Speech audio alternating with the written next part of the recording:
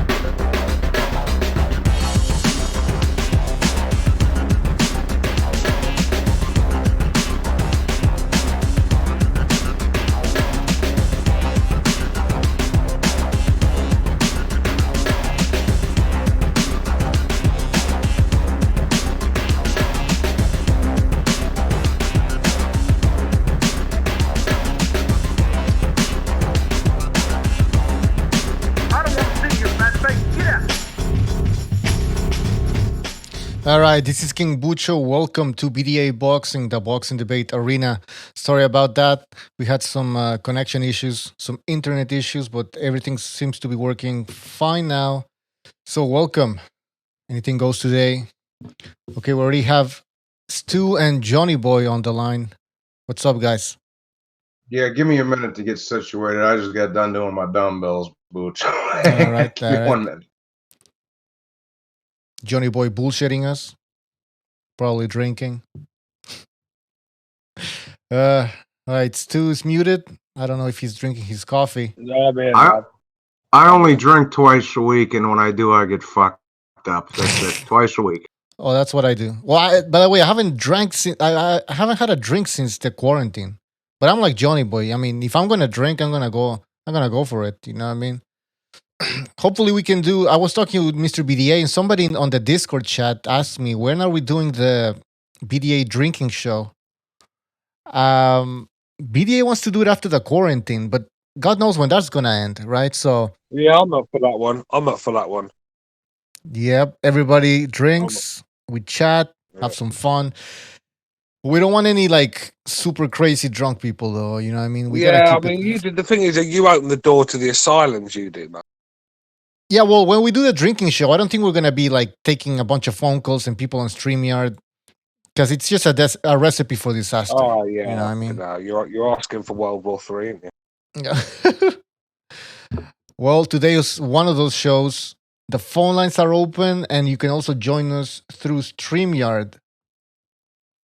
So I suggest you call in, and I invite the LDBC to please come on the show and let's have a civilized discussion. Anybody can join. Anybody can join. I want to get also El Jefe back in here though. The guy who was talking about the third eye. I think that was a pretty interesting conversation. The SFG. I've heard it all now. All right. So I read the news this morning, and there's not much going on. I mean, Poli Malignaggi and Artem. What was the other guy's name? What about him anyway? Well, they want to fight again, but this time they both want to fight God, fuck with boxing rules, though. Stu, I think they realized that it's so fighting without gloves is so bad for your knuckle. I mean, it's so Especially with painful. Paulie Malignaggi, fucking Mr. Paper Mache hands. I mean, fuck me. It was never going to work. Malignaggi breaks his gloves. Blake breaks his hands when he's got gloves on. Sorry. So what's he going to do when he's bare knuckle? I mean, it was always a recipe for disaster. It was a fucking piss poor show. Let's be real. I mean, Well, he claims I that didn't he pay broke for that his bit. hand in that fight, and Yeah, that is he why. breaks his hand in every fight he's in. That's the thing with him. You know, so what made him think he could go in a bare knuckle fight and the hands are going to hold up? Yeah, right. Look, anyone that watches that needs to get their head a wobble. Yeah, I know. And then on top of that, they want to do it like a boxing fight, like a Queensberry rules and all that. Like nobody cares. Nobody wants to see that shit. But they're talking about it, I guess. So, I understand. By the way, they need some money. What other fight? What other fight? It's in the What's Eddie Reynoso says Canelo isn't. Oh, we already talked about that yesterday. Oh, well, David Benavides wants to fight Canelo. I think everybody wants to fight Canelo, right? But David Benavides says that his reach would be a huge advantage for him. So at least he understands that he would have to use his reach. Because a lot of these fighters, like remember Rocky Fielding? I mean, the guy was tall. Some people were saying, well, this might be Canelo might have a little bit of trouble with Rocky Fielding just because of the size and the reach. Yeah, but What's the point? But the only reach he used was his fucking chin when he was reaching it in the air and getting caught. Exactly. Oh, fucking yeah. I mean, look, Rocky Fielding, that's a different story to Benavides. But look, Canelo's one of them fighters where I can't back against him, right? I'd even pick him to beat Benavides. I mean, look, Benavides to be a tough fight. I think Benavides is the sort of guy that's going to make Canelo work, and that's one thing Canelo don't like to do, really. I mean, you can see when Golovkin was putting it on him, you know, he just doesn't like to be under pressure. He likes to fight at his own pace sort of thing and dictate the pace. And when he's got a guy swarming him, it's because he's so good, obviously he finds a way to win, but he still doesn't like it when someone's like making him work. Because I think Canelo's weak link is his tank. That's why he has to fight in bursts. I mean, I think Canelo would absolutely destroy David Benavides. The fight will never happen because Benavides with Al and the pieces of shit. But look, and he hasn't even proven nothing yet. So no, he hasn't. I'd be picking Canelo to win that as well. Yeah. But look, Benavides will bring something different. He's going to be a big, strong guy, and it's going to be bringing work rate, and that's what I want to see. That a lot of guys go in there with Canelo and try to outbox him. And I think that's a bad tactic to use. Let's be real, he's pound for pound number one. He's got it all. So try and outbox this kid. I mean, he's 23. Again, but he's 23 years old, David Benavides. Now you were talking about Canelo's gas tank. Yeah. I mean, that's a guy that could, test Canelo's stamina, push him to the limits. Yeah, that's what he needs. But I think, like I said, it's what happens when Canelo starts landing, isn't it? Yeah. That's the thing. Yeah, that's a problem, though. Yeah, that's a problem for anyone that's fighting him. Right? But look, he's looking stronger, better, more composed every time I see him. I mean, I just don't think, like Johnny said, I just don't think David Benavides has got the experience or the know-how to beat Canelo, that's for sure. All the toughness, let's be real, because to beat Canelo, you've got to be as tough as now. So you've got to be like Golovkin, and even, he won the first, but even he didn't win the second for me. So that's how you got to be to hang with Canelo. You've got to be as tough as now. You've got to have a granite chin, you've got to hit hard, and you've got to have good boxing IQ. I mean, you've got to have all that to compete with Canelo Alvarez, and I just don't think Benavides does. It's really a shame that Al refuses to do business with Hearn because, again, they're trying. Al Heyman already said that they're not going to have Plant and Benavides unify this year, which I don't know why, because they want to milk every little fucking teat they can find on the fucking rooster over here. But That should be the fight. I mean, if in a perfect world, that would be the fight, and then the winner gets crack at Canelo. Like I was saying the other day, bro. Mhm. Like in a perfect world, that's how it should go. Unfortunately, in this weak ass era of pussy fighters, and it's not going to happen like that. Unfortunately. Yeah. Well, listen. I mean, if they don't make the Benavides Caleb Plant fight, I don't know what's next for these two guys. Because that's the fight. look, there's no excuses. Them two, they need each other right now. That's two guys that probably need each other, and it's a perfect fight for both guys as well. And there's no politics. It just makes sense. There shouldn't be any politics. Yeah. And there's no, and they're all under the same umbrella. See, to me, Plant and Benavides is kind of like a Joyce Dubois fight, like at 168. Except obviously those boys are heavyweights. That's a great comparison. That's a great comparison. Yeah, I mean it's two up and comers who look like they got the goods. Why not have them fight each other, and the winner gets They're probably a little bit ahead of Dubar and Joyce. Probably. Yeah. But I roughly though, same stratosphere. Yeah. But look, Caleb Plant Benavides, that's a 50-50 fight for me. I know people keep calling Caleb Plant a bum, but I'm not seeing that yet. I don't think he's a bum. I think he's a tough kid. He definitely is, and look, he's got the basics, isn't he? And he's a very good counter puncher. And he's dangerous. Let's be real. When he clocks you on the chin, things are happening. People are getting hurt. So he's always got a bit of pop. It's just he always looks like he's been hit by a fucking truck every time I watched him fight. I mean, it takes a lot of punishment. And I think when the big guys start punching him, and I'm just not sure if Caleb Plant can start taking that sort of punishment off the top guys. That's where I'm with him. Don't give Hefe a link. We don't need to be annoyed today, Bucho, please. Who? El Hefe wants a link. Where is he? Is he there? Oh, El Jefe, man. Well, what do you want to talk about, El Jefe? No, I'm not talking about no third eyes and fucking shit like that, man. I don't want to talk about how great Danny Garcia is today, El Jefe. I hate to burst your bubble. And I just rescored Danny and Lamont Peterson on my stream this morning. I had it a fucking draw. So see, Lamont Peterson sort of threw that fight away.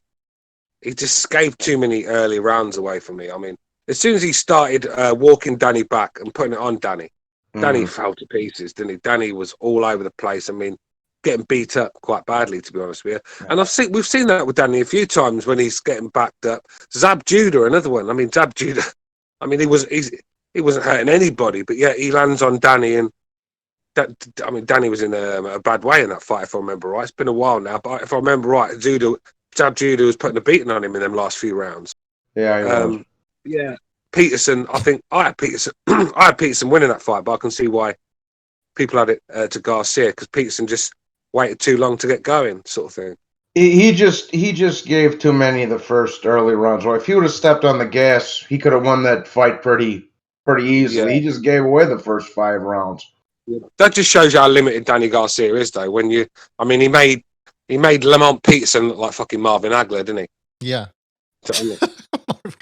Hey, but I heard that show where Easter special show.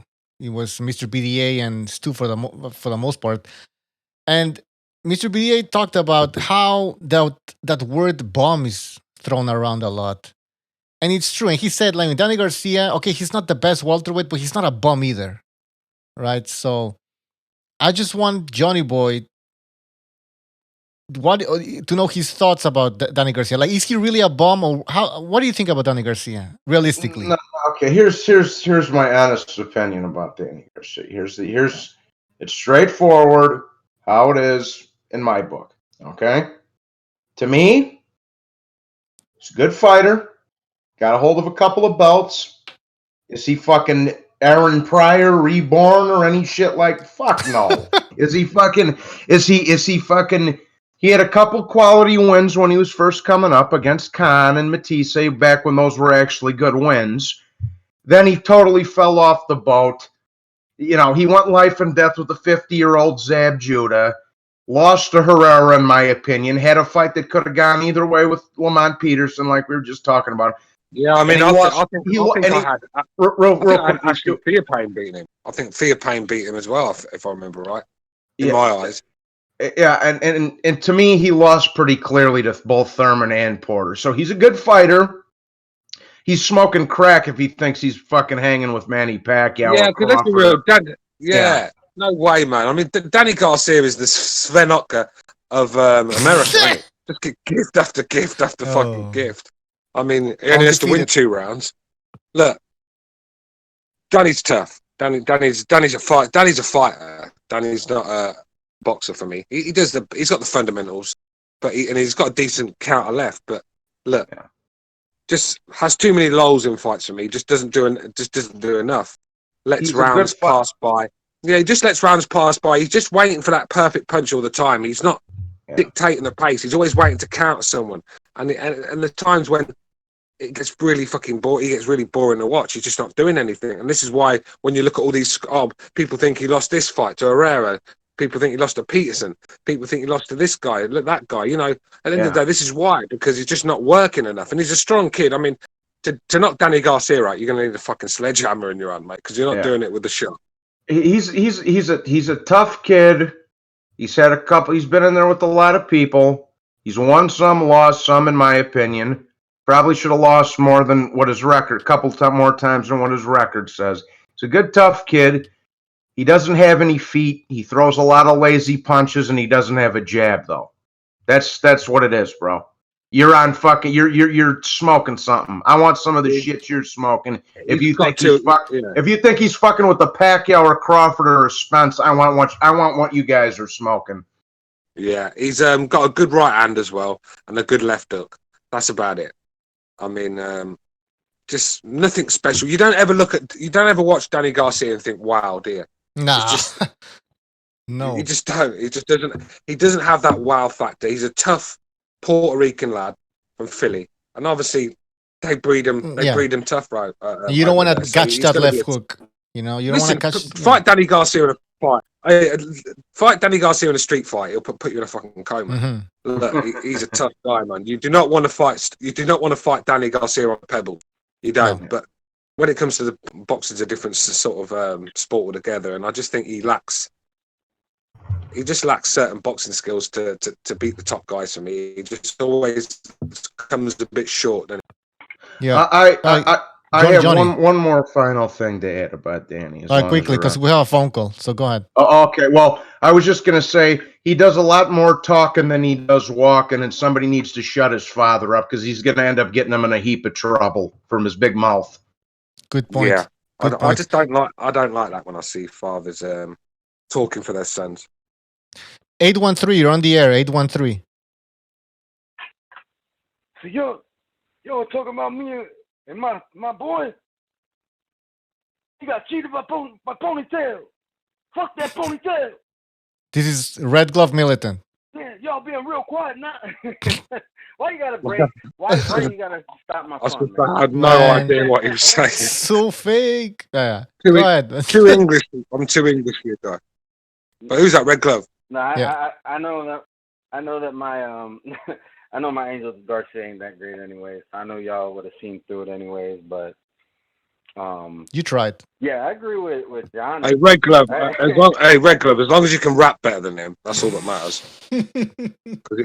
He's terrible. He's absolutely dreadful, isn't he? Have you heard him? Yeah, stick to boxing for sure. Like, you know, you at least have some kind of talent in the boxing. No, that's it. Not any. No. Yeah, I've just been listening to you guys, and I agree with Johnny. Like, he, you know, we don't want to take anything away from the kid. Like, he's a good boxer, but you know, I think he tends to get a little bit overrated. He gets a little bit too much credit for, you know, beating an old Morales, you know, and you know, credit to him for knocking out Amir Khan, but come on now, it's Amir Khan. You know, like, he gets no credit at all for beating Morales. None. The Matisse win was a good win, let's be honest, but the rest. Yeah. Matisse definitely. I'm not gonna down that win at all. He was But a monster, you know, yeah. some of these other, and I think that I think Herrera beat him. I think Herrera got robbed. So, I mean, it is what it is, you know. But he definitely didn't get robbed against Porter or Thurman. They both beat him. You know, I think those were the right, decisions to make in those fights. And then real quick with the Caleb Plant and Benavides, I just want to talk about that real quick. That fight better get made. Like when stuff gets back into motion, because I keep on hearing about how PBC puts on the best fights and PBC gives us what we want, but you know, it seems like there's always excuses. There's no excuses why this fight shouldn't happen. None. Yeah, absolutely. I totally agree about Danny Garcia. Gifted. I mean, anyone that moans about Garcia being robbed is a fucking joke. I mean, this guy's been involved with more robberies than fucking Jimmy Burke. I mean, let's be real. He fucking has, man. I mean, I just don't want to hear it. So, Danny, while he's with Al Heyman, he's always going to be given a shot, because Al Heyman's always going to pick Danny before, say, Kell Brook or someone like that, any sort of thing. So, Danny will always get his shots, but he's always going to foul at the top. Because at the end of the day, it's about levels, and I just don't think he's good enough to compete with the top guys at 147. At 140, he was a very good champion. Let's be real. He did a number on Matisse. He looked quite dangerous at one time. But as soon as he went up to 147, he didn't really carry the power with him. And because he doesn't do anything special, he's not a defensive genius. He's not a Golovkin coming forward. He's just a fundamental fighter sort of thing that fights in third gear. Stuck in third gear, by the way, as well. He doesn't change the pace. He doesn't. He's just very, very boring to watch. And I got to tell Red this one thing before he gets Yeah, Red. The PBC already said they have no intention whatsoever, and this was before the fucking coronavirus and all that shit too, bro. They already said we're not making Plant Benavides this year. We have no intention to do so. We're not even fucking planning on it right now because they're trying to milk it, bro. It's pathetic. That's some bullshit. Yeah, it is. And the coronavirus is exactly it's a good example as to why it's not good to marinate these fights. You don't know if a pandemic is going to happen. This came out of nowhere. You don't know if something like Errol Spence and Crawford. Errol Spence was involved in a car accident. It's like, make the fights while you can still make them. Stop trying to get every single red cent out of your fan base. Like, if the fight is good, the fans are gonna pay for it. That's just the reality of it. But they wanna, make us wait, and then like. It wouldn't surprise me if some of these guys, after the things get back to normal, some of these guys got to move up because they're just not disciplined. You know, so we might miss out on some fights already because of that. Some guys might retire. Some of these guys are nearing the end of their rope. So this is exactly why you seize the moment. Don't get me wrong. You want to make good business decisions, but there has to be a balance. Absolutely. All right, we're gonna take another phone call. You can stay on the line if you want. We're in an era of lazy. Quickly, bro. We're in an era of lazy fighters where, when they're not got a fight, they're not in camp keeping in shape. They're out in the clubs making it rain.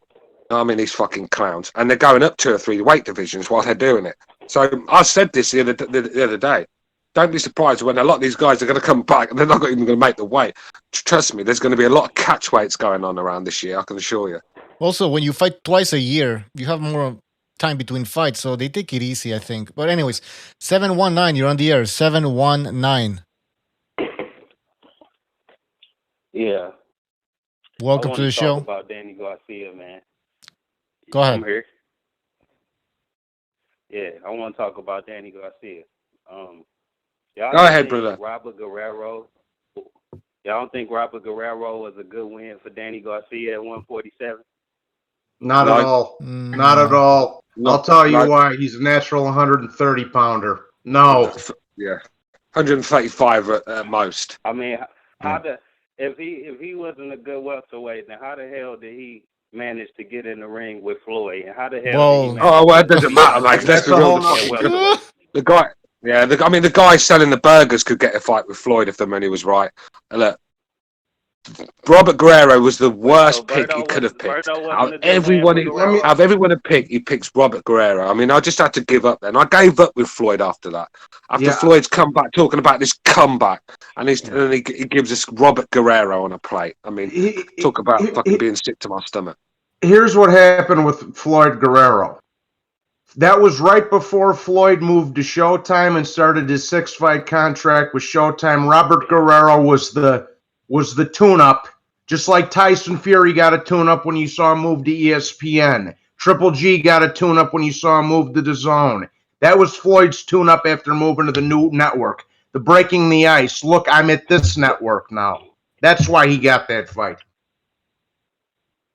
Listen, even Maidana, right? When he picked Marcus Maidana, now it was a good fight. But who wanted Floyd to fight Marcus Maidana? Not one of us. All right, hold on. Not one of us. Yeah, that's a good point too. But I want to let the caller say something. Question, man. Yeah. Go ahead. Go ahead, man. I'm asking. You telling me Robert Guerrero beating Berto means nothing? Robert Guerrero and Berto both sucks. Yes, it means nothing. Let's be real. Andre Berto is terrible. I mean, anyone that lets Robert Guerrero do that to his face at 147, it's just like, it speaks volumes, doesn't it? I mean, the guy's just not. Andre Berto he's athletic. He's athletic and he's fast and he's explosive, but there's just something missing with Berto. I don't know what it is. I can't put my finger on it, but he just falls to pieces every time he's in there with a top guy. He's just, I don't know if it's toughness. I don't know what it is. He's just missing something. But look, when Floyd fought Berto, it was a terrible fight. Let's be real. And who did Robert Guerrero ever go on to beat besides Berto? Can we look at it this way? Robert Guerrero and Andre Berto have better careers than anyone Terence Crawford has beat at 147. But they call Terence Crawford the best welterweight in the world. So let's make that make sense, man. No, I agree with you. Dude, you're all over the place, bro. You wanted to talk about Danny Garcia and you tried defending his win against Robert Guerrero. Now you're switching to Terence Crawford. Stick to the subject, bro. All right. That's kind of a good point, though. I'm sticking to the subject. I'm making a comparison, and you don't like the comparison because it don't go with your narrative, I guess. No, it's not about that. It's just that your comparison sucks. Wait. Let me talk for a second. Don't y'all praise Lomachenko for being the fucking 3-division champion? But I guess Robert Guerrero.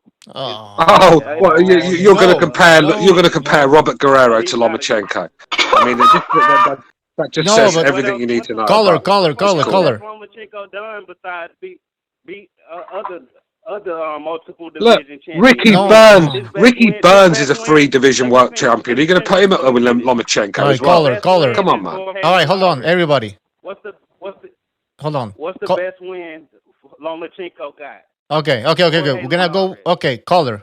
Good question. The only thing that makes that a good win is that Linares is a multiple division champion. No, what about the Axeman, Nicholas Walters, who was knocking everyone out, including Nonito Donaire? What about Gary Russell Jr., Rocky Martinez, who just beat Salido? What about I've got a draw with him or something? What about Gary Russell Jr., Pedraza? What about Luke Campbell? They're good wins, man. I mean, what about Rigondeaux? I mean, Rigondeaux, this guy everyone was saying was a pound for pound top 5. I mean, yeah, he didn't look at that night, did he? Who the hell has Luke Campbell beat? Who the hell has Luke? Gary Russell Jr. Listen, Luke Campbell. Gary Russell Jr. is a good win too. Yeah, Gary Russell Jr. Yeah, that's a very good win. Look, you don't know what you're talking about. Hold on. Caller, hold on. Caller, please. Hold on. That don't make any fucking sense. Caller, please. Hold on. Do you really want to go through this path? Do you want to compare Lomachenko with Robert Guerrero? Do you want to do this? I'm just making comparison. I'm comparing the type of people y'all praise Lomachenko for beating to a person like Robert Guerrero. So are you saying that we... Okay, hold on. Are you saying that... But y'all will give Lomachenko credit for beating the same type of fucking person. Like, So you're saying that we could easily. done shit but won belts from nobody. So you're saying that? Okay, go ahead. Guerrero's another Ricky Burns. Guerrero's Ricky Burns. Actually, I think Ricky Burns might be better than Guerrero. I'm not even kidding. I reckon Ricky Burns is probably better than Guerrero. That's how bad Robert Guerrero is. Man. Listen, it's all well and Robert Guerrero's a brawler that can't punch. What's that all about? Stop playing, man. Y'all sitting here calling Luke Campbell a good win, and we all know on this phone that he hasn't done shit in the sport of boxing. Listen, Luke Campbell will piece up Devin Haney. What I've seen right now, Luke Campbell, Olympic gold medal, and right now, what I've seen of Devin Haney recently, Luke Campbell will beat. Now we talking about amateur careers. Okay. All right, no, listen, caller, listen. You're saying he can't. You said he can't box. You said he can't fight. Olympic gold medal. I mean, look. That says he can box a little bit, and he's been in there, and he gave Lomachenko problems. He's a very, very good fighter. He'll give Devin Haney all he can handle. I can assure you that. Left-handed, 5'10". What the only thing that he's southpaw. Haney's never come across that before. For Lomachenko is him being the multiple division champion, right? No. But when Guerrero is the same thing. Multiple division champion. Caller. But you don't get credit for beating him. No. Caller, listen. I got a question. No, hold on. Caller, Gary Russell Jr., that's a very good win. Rigondeaux, that was another win. Linares, another good win. Robert Guerrero. I'll put it to you this way. Okay, hold on. Okay, caller, who's Robert Guerrero's biggest win? I guess it would be Berto. All right, conversation is over. For fuck's sake. Caller, okay, now look, we gotta move on. We gotta move on. Johnny boy, we gotta move on. Caller, thank you. 719. Thank you for calling in. All right, call back again next time. Yeah, nice one, Caller. Shit about boxing. Peace. Yeah, I can't believe we're arguing about Guerrero and Lomachenko. Call back again next time. Have a good day. Here's the thing. He asked you guys your opinion on something. You answer his question, and just because he doesn't like the answer, now he's getting mad. Like, you guys should be very flattered that he takes so much stock in y'all's opinion. Yeah. But look, we don't like to get at callers, but when we're dealing with stupidity, what do you expect us to do? Just sit here and fucking egg them on to do more? No, look, we're gonna have to tell them where. What? I said good answer still. And by the way, he can't say that we cut him off because we gave him a lot of time, but we gotta move on, right? I didn't cut you off. We gave him his chance, man. And listen, we gave him an answer as well, 2 or 3, and it weren't enough for him. Yeah. But call back again, all right? 470, you're on the air. 470. Hey, what's going on, guys? What's the topic of today's call? I heard anything goes. Mayweather. What's up? Anything goes, man. No, it's not Mayweather. Not Mayweather. Topic, please. No, fuck that. Don't talk about him. Yeah, to talk about what you want, bro. Okay. Y'all were talking about. I heard y'all talking about Caleb Plant and Benavides earlier. Yeah. I think that's a fight that should happen. You know, I think you guys already talked about it though, but there's just a lot of milking done by the PBC. I think they're trying to make Plant into some type of superstar or whatever. Because you look at the dude, look at his social media. He's really. The thing is that there's only so long they can hide him, sort of thing. That, you know, at the end of the day, he's going to be forced in there with someone that's going to take that belt off him. When you look at who's going to reign in that division, Caleb Plant is not one of the names that's coming to my head right now. He's a very good fighter, and he'll give anyone a good fight in the day. But I just think this is a guy that could be losing his belt anytime soon, and it wouldn't surprise me if Benavides took that off him. To be honest with you, I mean, he's a good fighter, Plant. Right. I'll say this to the caller real quick. I just want to say one thing. With the Plant and Benavides situation, you got to remember, this isn't the first time or the 5th time or the 10th time that PBC's pulled this shit with trying to milk a fight, bro. They do it with every solid matchup under their umbrella. We had to wait 3 years to get that Danny Garcia-Keith Thurman fight, which ended up being a shitty fight in retrospect. So it's not like they're just doing it to this one fight or something. It's every fucking solid matchup that they come up with they got to milk for 3 fucking years. Yeah. I mean, I'm hearing that Keith Exactly. Thurman and Crawford are going at it, and that's a fight. Thurman apparently has turned around and said, sign the contract. So that's a fight that I'd be very interested to see. Thurman Crawford. I mean, what's your thoughts on that, guys? I think personally, I think Keith Thurman has been done in boxing for a couple of years now.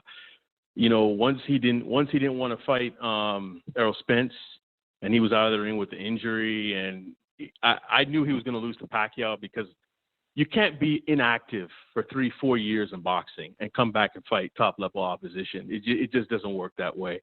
So I just, they try to throw Thurman's name in there. They'll use Danny Garcia's name. They use that to try to build interest in their welterweight fighters that they have in the division. But at the end of the day, what they need to do is put Spence in there with Crawford, and get Benavides and plan into the fight. This LDBC milking, and all it does is harm their own fighters. You saw it with Deontay Wilder. All this bullshit milking they do, where they try to make these guys look invincible and hype them up, and then once they get in there with a real one, everything gets revealed. So. And the thing is, a lot of PBC fighters are surrounded. A lot of PBC fighters are surrounded by yes men, so they're never really being told what they're doing wrong. Are you doing the right things when they're not? And that's why a lot of them are not really improving. How many PBC fighters can you see that have moved on to the next level? None of them. And this is the problem with Wilder. Wilder had all these fights where he's hitting these guys and they fall over and that's it. But he wasn't prepared for someone that was going to push him back and walk through his punches to get his own off, and just wasn't prepared for that sort of dogfight. And that's because he's been put in there with guys that would never bring a dogfight to him. And this is why you've got sometimes a tough, hard war, even though it might be with a journeyman, can do you good for the future. And Wilder never really had that, did he? And that's why when Fury came with a game plan that he's never seen before and put it on him, he fell to pieces. He had no answers whatsoever. He looked in shock, didn't he? Let's be real. He looked in fucking shock. What do I do here? It was like desperation at its finest, and that was the problem. I mean, but this is what happens when you keep feeding these fighters can after can after can. One of these guys, then unfortunately, you're gonna have to stick him in there with a warrior one day, and that warrior's gonna fucking eat him up for breakfast. I gotta say this real quick, bro. Listen, man. There's 130 people in the chat. There's 36 likes or some shit. That means 100 of you haven't hit the fucking like button. Hit the damn goddamn like button and quit tickling my balls. Listen to Johnny. Yeah, caller, anything else? No, I like the videos y'all drop on the LDBC madness. Did you win the challenge? Did you win the challenge? What's the challenge? Not to laugh. Oh. You failed. Yeah, you failed. I failed. I failed big time. I saw the one thing I did want to bring up is if y'all remember, Wilder activated the LDBC, and that's why I really don't know if I want to see this third fight, because Wilder, what he did, he didn't even start the racial shit with Fury. He started it with Joshua. So because every time there's a fight that's a big fight, he's got to find a way to get out of it. So with Joshua, what he did was he played the race card, and what he did was he said that AJ was being he's just being milked by a white man. So all he did was, I can't trust Eddie Hearn. I can't trust Eddie Hearn, so we can't make the fight. And that's how this whole firestorm of AJ and Eddie Hearn represent the racists, and then Wilder's over here as the Wakandan king, and ever since then, that group, the LDBC, they've been playing this racial game, and I think they got the shock of their lives when when Fury actually beat Wilder. So they had to come up with all these. I mean, I've never seen anything like this in my life. At the end of the day, you can cheer for your guy from your country or your race or whatever, but at the end of the day, you got to accept the result in the ring. And last thing, I will watch a lot of old school boxing on YouTube. man, these guys. Everybody says back in the day, but these guys would just go into the ring, you know, and and put on a good show, and get it over with, man. I wish, hopefully, you know, maybe that's one lesson people take out of this coronavirus is, you know, you never know what's going to happen. So when you offered a good deal to make a fight, let's go ahead and make these fights and stop the ducking. And this is what and quote unquote. This is what Rigondeaux did wrong. Rigondeaux had the opportunity in front of the world on a big card to prove that he was the real deal, and he's fucking stunk the joint out. He threw 6 punches around. I mean, you see another thing. Go ahead, Gonzalo. Yeah, with Spence, that guy's not looking the same. I don't care what anybody says. He's looking kind of slower. Something wrong with his eye. I don't think he's drunk. That'd be kind of shameful to always come on drunk after something like that. Nah, but we would want to do some PR. There's some definitely wrong with the way he looks physically.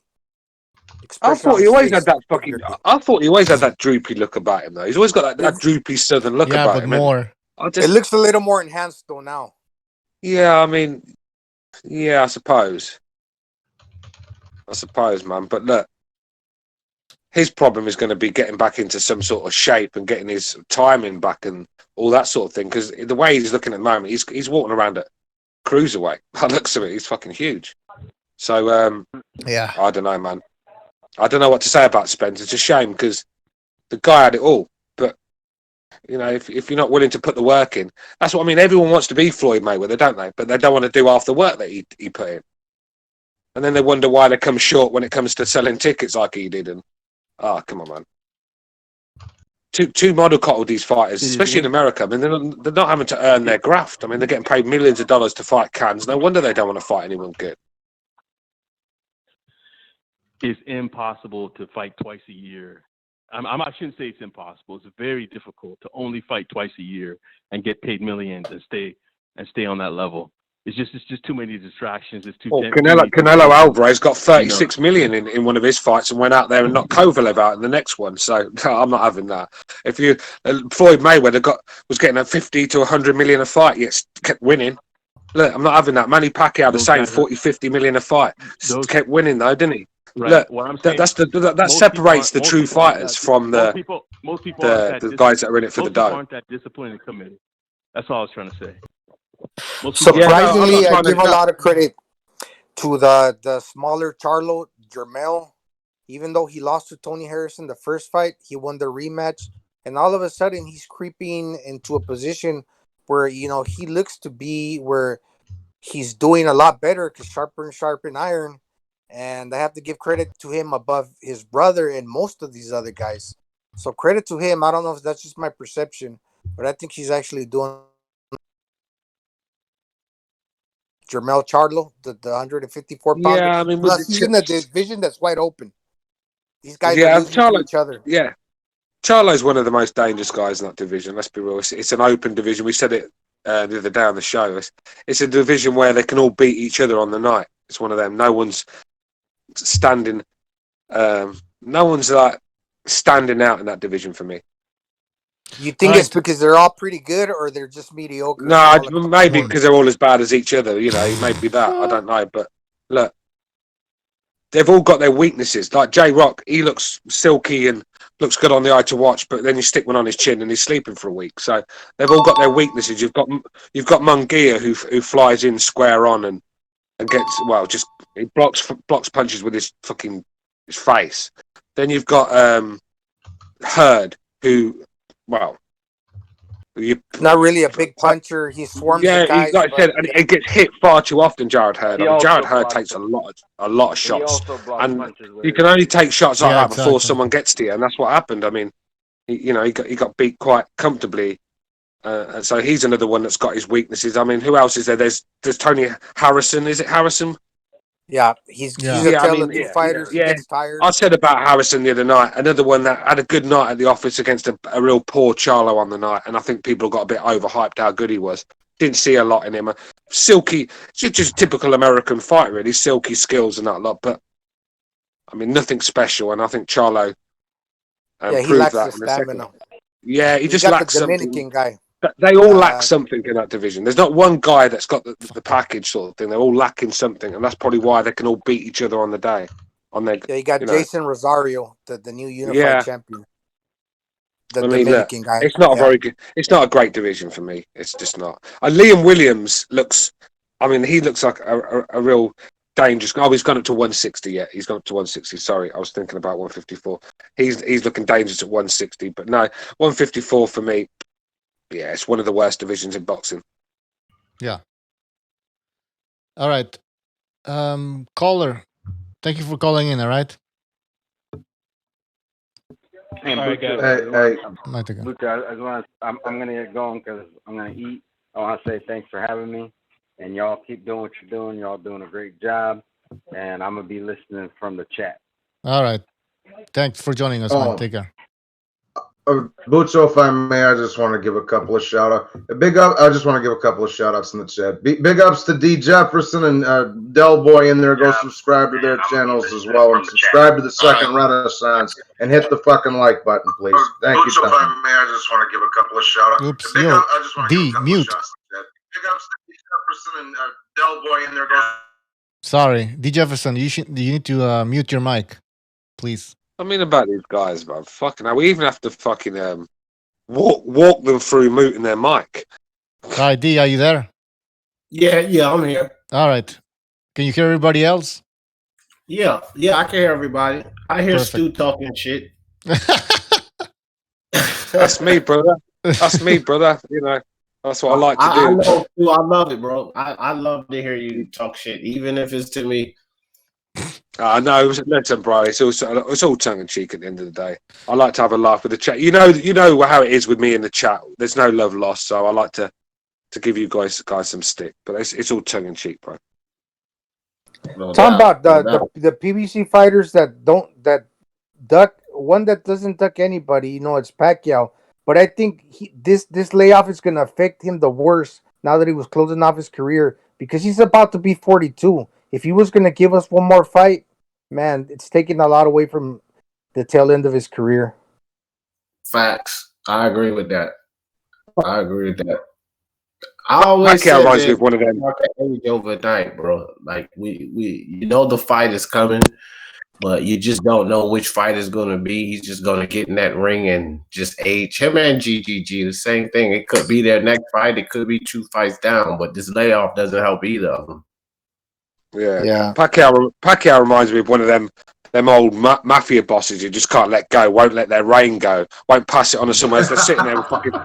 They're sitting there we're sitting there with oxygen masks in a wheelchair, and they're still calling the shots. That's what Pacquiao's like. You just don't know when to call it a fucking day. And look, I've been saying for a long time, I don't want to see Manny Pacquiao fight no more. He's proved everything he's had to prove. There's no one around really that is going to improve his resume much. I mean, even if he beats Crawford and Spence, which I highly doubt he will now, that'd be a good win, but it's not going to change his resume much. It's not going to, I'd like to see him retire, to be honest with you. I think he's just he's the fucking Pacquiao's the fucking Giancana of boxing. Okay, he's the Sam Giancana of boxing. They kept telling him, get the fuck out of Chicago. We don't want you around no more. Get out of here. Get out of here. Get out of here. Yeah. Sam Giancana. Yeah. Get out of here. And then he ended up getting clipped. But I love Pacquiao. I heard the CIA clipped him. What? Yeah. It was because they kicked him out of the mob in Chicago, Ricardo and Paul Rica. They threw him out, and then he went down to Mexico and started a couple of casinos down there. Then he wanted back in. He's like, fuck these two guys. I'm going to go back over there and take my slot back. And they're like, nah, you're done, bro. And then... Yeah, but he was heavily involved with the JFK assassination. If you do a bit of anyone that does research on that sort of stuff will see that he was heavily involved. I mean, there was a video come out by a guy by the name of James Files. I mean, I'm not saying he's telling the truth. He's in prison. He's got nothing to lose. He claims he was there on the day. He was one of the shooters. And he claims that Sam Giancana was one of the guys he worked for. And it was a joint operation between the mafia and the CIA. Let's just say that. Yeah, I think that's why, that's why Sam Giancana got taken out. I don't think it was a mafia hit. I actually think it was a CIA to shut him up over the JFK assassination. Wow. All right, what's going on in the chat? El Jefe wanted to debate us, but now he doesn't want to join us. Well, that's fine. That's fine. I just finished bodying El Jefe up real nice and sweet on Bias's channel. I just got off on Bias's channel probably about 20 minutes ago, and I served El Jefe and his boy Jalika simultaneously. So don't waste your time. Don't even waste your time. I was just gonna say, I told him and his Danny Garcia fucking Amante there. Oh my god, that dude's a fucking idiot, bro. I told them both to come over to my stream at 8 o'clock, so we don't have 8 o'clock, so I can bear the rest of you from having to listen to them. You guys can have 2-on-1 on me, and I'm going to smoke both of you. So just get your balls ready and go read up on something. Educate yourself, because you're about to get fucking murked. Yeah, Johnny boy, I would tell you like this. This is my advice to you. Hefe, you know, he knows some stuff about boxing. So, but that dude, JFL, the guy he's bringing with him, bro, I wouldn't even fucking waste my. This dude is beyond a casual. He knows absolutely. Only thing this fucker knows is Danny Garcia. That's it. There comes a point in time. He don't even know about him either, though. Really, does he? We have the point in time where this is the way I see how boxing works, man. You can't be a casual no more if you've been following it like for a while. This is just basically dishonest. This is a lot of dishonest people. Yeah. Yeah, you're cutting out Gonzalo. Yeah, I think he said there's a lot of dishonest people. Obviously, yeah, of course. I mean, that's what at least Revolution admits that he knows fuck all about boxing. I mean, that's what I like about Revolution. Did he say that? A lot of these guys, a lot of these guys come on here, call us casuals, but know absolutely zero about the sport of boxing, and it makes me laugh. I mean, I got someone say, "This British guy is a fucking idiot. He knows nothing about boxing," but me and BDA were bringing history to you. Yeah. Knowledge that you would never know if you weren't listening to our show at the time. And you sit there saying, I don't know about boxing. And then you sit there saying about Wilder being one of the greats and stuff. And I've got to take you serious, have I? I mean, come on, man. This is why when I see LDBC in the fucking title, I'm like, oh, give me strength. Yeah. Yeah, and the whole Wilder thing went from like 0 to 60 like really fast because nobody knew him about 2-3 years ago. And all of a sudden, everybody knows him, and they're on the bandwagon. And all of a sudden, he's about to break Mayweather's record, and he's going to be an all-time great, the hardest hitter of all time. The hardest hitter of all time. That thing is, like, questionable now. Yeah, highly questionable. I mean, like with Wilder and this whole hardest hitter of all time, the only argument you can really have is, like, and it's too specific to tell you the truth, is if he lands that right hand, is that the most devastating punch? I believe that there's an argument for that. But to just simply say he's the hardest hitter, that's like, he hasn't done enough to prove that, bro. Like, who has he fought with? Like, some of these guys like Tyson and Liston and, you know, Ezra Charles, they knocked out guys with fucking granite chins. Who the fuck is Wilder knocked out? Exactly. You Listen, understand? Like, he's not really proven for his power to be historical unless he can do it against someone who's like also great. You know what I mean? And exactly. He hasn't done that. Exactly, because we can look at Wilder's record, right? 40-something knockouts, but 90% of those knockouts were against nobodies. And then you get that 10%, and even that 10%, you start looking into it, and it's not a lot of people there's not a lot of boxers that actually had chins. I mean, Dominic Brazil, he also got stopped like by AJ, so it's not like he had a granite chin. And by the way, that Vladimir Klitschko's right hand is probably on the same level as Wilder's. I'm not even kidding you, man. And he fuck it now, what? 54 knockouts or something like that will tell you. Yes. Tell you it is as good, man. Look, that shot that Klitschko landed on Anthony Joshua, how Joshua got up, I'll never know. I mean, I just don't know how he got up that night and carried on. Look, Klitschko a couple of years before that fight would have stopped Anthony Joshua that night. He just didn't have enough in the tank to get the job done. But look, Klitschko... All those guys, even Mike Tyson, he could hit hard with both hands. Those sharp, compact punches, man, those were for something else. Klitschko's right hand was a thing of beauty because he sort of like he always set up. He always came like he'd throw away a shot and then come behind it with the right hand straight down the pipe. That's what he did with Joshua. He sort of threw a left hook away. Joshua was looking for the left hook straight down the pipe with the right hand, and that's what caught him because he was looking for the left hook. Very, very clever, Joshua. He don't just throw the right hand, Vladimir, does he? He sets it up, and that's why he takes so long to land it sometimes. He's always waiting for the perfect shot, but he's quite crafty the way he throws it. I'll argue with anybody and everybody, that Archie Moore was a harder pound-for-pound puncher than Wilder was. I promise you will lose, too. Unless it's Mark, you're going to lose. Right? What? Say again. You talking to me? Somebody said about him being the pound-for-pound hardest hitter. No. Oh, sorry. No, listen. I'll argue with anybody on here that Archie Moore's harder hitter pound for pound. I'll argue with anybody on here that Gerald McClellan's a harder puncher pound for pound. I was about to say McClellan or either Jackson, either of those guys. I mean, when you talk pound for pound, you're talking about what these guys do considering, their size. Fuck no, I can't give that to Wilder. I had an argument with a guy in the chat. He was trolling me, trying to tell me that Julian Jackson couldn't punch. Oh. I mean, just because he got knocked out by people and stuff, but that don't mean he can't punch, does it? This is what we're up against. Sense. He's one of the hardest punchers of all time. He had a real white back. The thing with Gerald McClellan sort of punching, Gerald McClellan's punching was a bit like Golovkin's in his prime. Every shot he landed caused a lot of damage. And it was just technique. He wasn't swinging for the heels, swinging from his hips. It was all technique with McClellan, and it's very Golovkin-like. And you just saw the effect when he landed clean. Just technique. That's just pure technique, that is. Yeah, and coincidentally, he was the G-man. Triple G's Triple G. Yeah. That's a good comparison.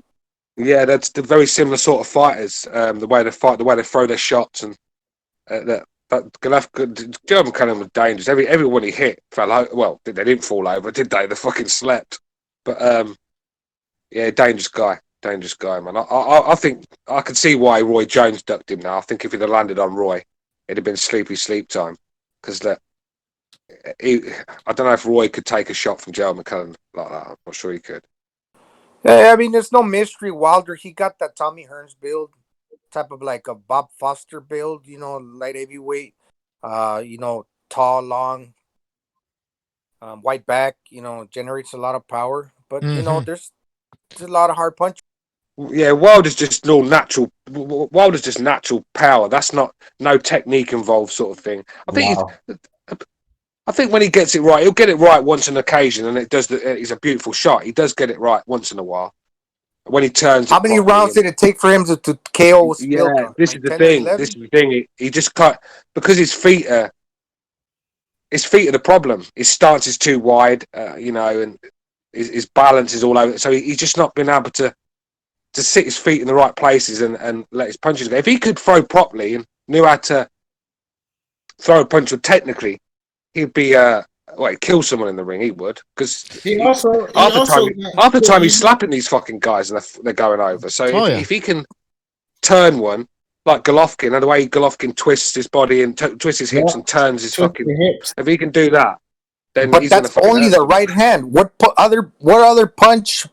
Or sequence of he's got a decent left hook, but it's technique. It's no technique in it, but he does have a decent left hook. He's stung some guys with it, but there's no technique. It's just like the left hook. No, but the left hook follows the right hand half the time. Watch Wilder; he never throws it. Exactly. He never leads with the left hook or anything. It's always in a combination with after the right hand. So he'll lunge in with the right hand, then follow with the left hook, like he knocked out Fury in the first fight in the 12th round or 11th, whatever round it was. When he knocked down Fury, that was that combination. That's when the left hook's used. He never throws it any other way because his balance is all over the place. He can't throw it properly. It's like a clothesline the way he throws it. It's a swinging clothesline sometimes. He's not even bending his arm. It's just a terrible left hook. But when he's in like rhythm, throwing the combination that he obviously does repetitively, he's not too bad when he's like. It might be good for pound. It's not a better left hook than, let's say, Dillian White left hook. Fuck no. I don't know. What's going on, bro? This is your boy O'Hare. Dillian White has a good left hook. I mean, there's. I mean, who? Y'all hear me? Good left hook. Yeah, we have El Jefe here now. What's Jefe, going on, man? welcome. Appreciate King Bucho, man, and the BDA crew. What's going on, bro? What's up? So, what do you want to debate? Since let's stay on topic. You guys were talking about that Deontay Wilder's not the hardest puncher in heavyweight history. I'm gonna tell you, you guys need a recap on that. You guys need a recheck, bro, because Deontay Wilder, he's probably the only dude with Julian Jackson that hits motherfuckers with one punch, and he lays them out, bro. He don't need to fight combinations. That's the problem. Go ahead, Johnny. Let me just. Okay, I want you to tell El Jefe. I want you to tell me one person that Deontay Wilder's knocked out that has a better chin than Joe Frazier. Just one. I can't really tell you because Joe Frazier fought in an era where the heavyweights were much smaller, so the chins. So that doesn't make him the hardest puncher in heavyweight history, right there, bro. What do you mean, bro? Doesn't matter if you're smaller because or he's not. knocking out dudes that are 50, 60 pounds bigger than him, bro, and that's spectacular, bro. That's like a lightweight knocking out a middleweight, bro. Look at him that way. No, I think Vander Holyfield dropping Riddick Bowe is far more impressive than anyone that Deontay Wilder's dropped. And you don't think Deontay Wilder could stop Riddick Bowe? Like, let's really look at Riddick Bowe would eat Deontay Wilder up and chew him up and spit him out like some out of Deontay like a McDonald's cheeseburger. Who's that That's speaking, what- bro? With the British accent. I want to know who's Have that. you ever seen Riddick Bowe I want to know the Answer me names. honestly. Who's that speaking? That's true. All right. How long have you been watching boxing, bro? Oh my What's God. that? What do you That's say? the question, bro. Hey, how long have I been watching boxing? You're the guy who's just compared Deontay Wilder to Riddick Bowe. I think you're the one that needs to go back to the fucking drawing board. I'm asking you, bro. We Let can the have a people know how debate long here you've been any watching day you like. boxing. If you want to get wanna torn a a new one, background check. I'm here. How long you been watching? Been living, El Jefe. He's been watching boxing longer than you've been living. Because I don't know if he's a casual. I don't know No, if he's. he's I don't know. I don't know. Well, I you'll never find heard of him, out. bro. So that's why I'm asking, man. You'll find Yeah, out. well, Listen, Look, I've been watching. Just put it this way: I watched Hagler Leonard live as a kid. I was allowed to stay up and watch that as a kid. So that's how long I've been watching boxing. Before that, but were there's you even a fights to casual go back during before that, those but I just days? can't remember them. It's as far as my memory would go. But yeah, that's how long I've been watching boxing. El Jefe, there's no casuals here. All right. There's no casuals. Good for you, bro. All right. Yeah, look, El Jefe. There's boxers that could knock you out with the variation of shots, or that left uppercut, a right hook, a straight right, a body punch. Deontay Wilder only got that one right hand. Yeah, he's a hard puncher, but he cannot punch hard with both hands. There are fighters that can punch hard with both hands. Are you going to tell me Deontay Wilder punches hard with both hands? No, I'm not saying that. I'm saying his right hand is the hardest punch in boxing, bro. Yeah, Like, but it doesn't this matter. fool, Riddick Bowe. Have you ever seen anything he Riddick? touches Have you with ever that seen right hand, Riddick he Bowe? puts him down, bro. Riddick Bowe has a style that is all wrong for Deontay Wilder. Pure work He rate. would stop Riddick and Bowe. He would stop. in the It would be a in tough the fight. pocket. Don't get it twisted. But I In think the Deontay pocket, Wilder would Riddick stop Bowe is Riddick so Bowe. dangerous. Mid-range in the pocket is dangerous. The combination, big puncher, he would manhandle Wilder just like Fury did, but he'd probably do it quicker because he hits harder than Fury. Y'all guys, It's just a lot of Mike Tyson fanboys out here. 90s fanboys.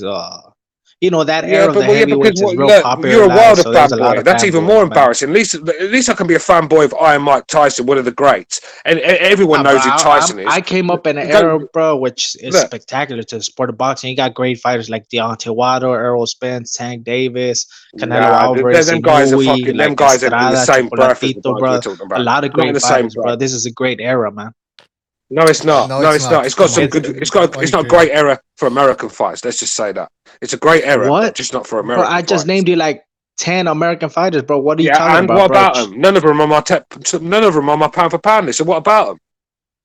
I'm talking about If the you eras of didn't boxing. witness You brought those America fighters up, that bro. you You mentioned got something in the against 80s, America, man? 70s, it's very hard. Listen, what it is, right? No, what it is. I'm not going to sit here and fucking tell you lies. I'm going to tell you the truth. You just named me a load of American fighters, and I just told you. Inoue, I said Canelo, I said Estrada, I said Chocolatito. You're going to compare Errol Spence to Sugar Ray Leonard. You're going to compare Tank Davis to Roberto Duran. Come on, man. Well, let me tell you Why something. we having Errol this Spence debate? would give Those Sugar guys Ray have not Leonard fought a nobody. solid fight, Nobody. bro. Sugar Ray Leonard Yeah, would- that ain't no easy walk around, bro. Because Sugar Ray Leonard struggled with pressure of Roberto Duran, and I think Errol Spence got the pressure.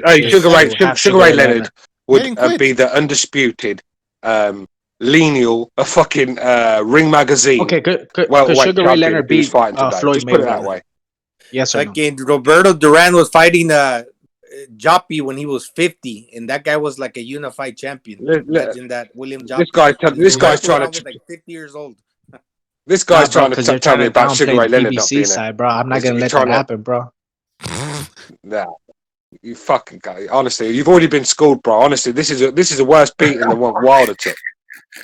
Trust me. Go back and listen. It's a beating. Bro. Errol It's a real Spence's bad resume one. is paper thin, and he's Yeah. like 160 Yo, pounder. start little, bro. 147. You gotta get your game up, bro. Do some push-ups, man. Do some sit-ups. And it's gonna help with your stamina, bro. Because you're all over the place, bro. All right.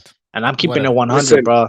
Listen, no, era is you a ain't great keeping it era of 100. boxing. I've just schooled you, bro. You just took an ass whooping. Go and do your honestly, push-up, bro. bro. It's a bad one. I'm And surprised plus, you ain't Jefe, doing you can't Hey. call a fighter great until they wrapped up their career. Current fighters that are fighting now, you cannot define them as great. Do some push-ups, brother.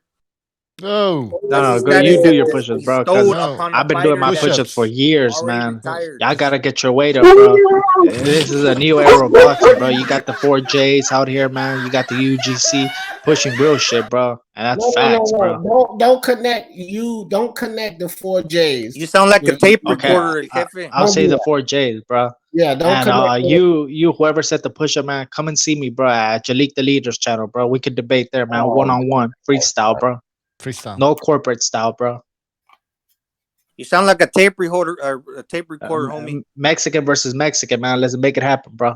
Cinco de Mayo. I'm Cinco de gonna Mayo. do you like Marcus did Barrera, man. You ain't Easy work, Mexican, bro. That was a. Anyways, all right.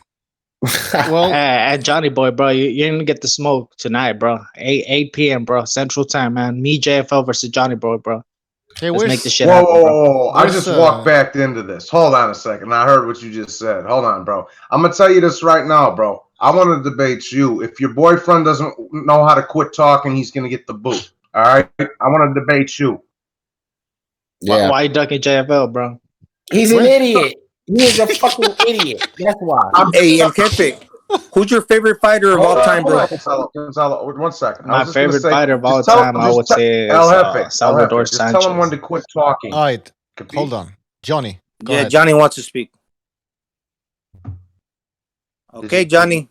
Yeah, go ahead. Johnny. Waiting on you, bro. Yeah. Oh, you didn't hear what I just said? I No. said here. Oh, I said Hefe. Just tell him when to stop, when to quit talking. That's all I'm saying. That's all I'm saying.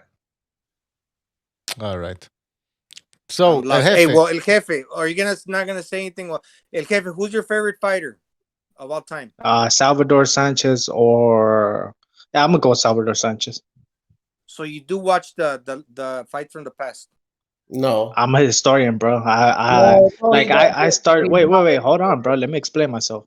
Look, I'm a young fan. There's nothing wrong with it. I started watching boxing not too long ago. Let's say, not too long ago. But how long ago? I follow the history of boxing, the sport of boxing, and I really like to break shit down, bro, to what really makes sense, man. I'm low-key a historian in the work. No, okay, El Jefe, let me just say this one thing to you, bro. You got to remember, everybody on here has been watching boxing 20 plus years, bro. So just keep that in mind when you're calling people casuals and shit.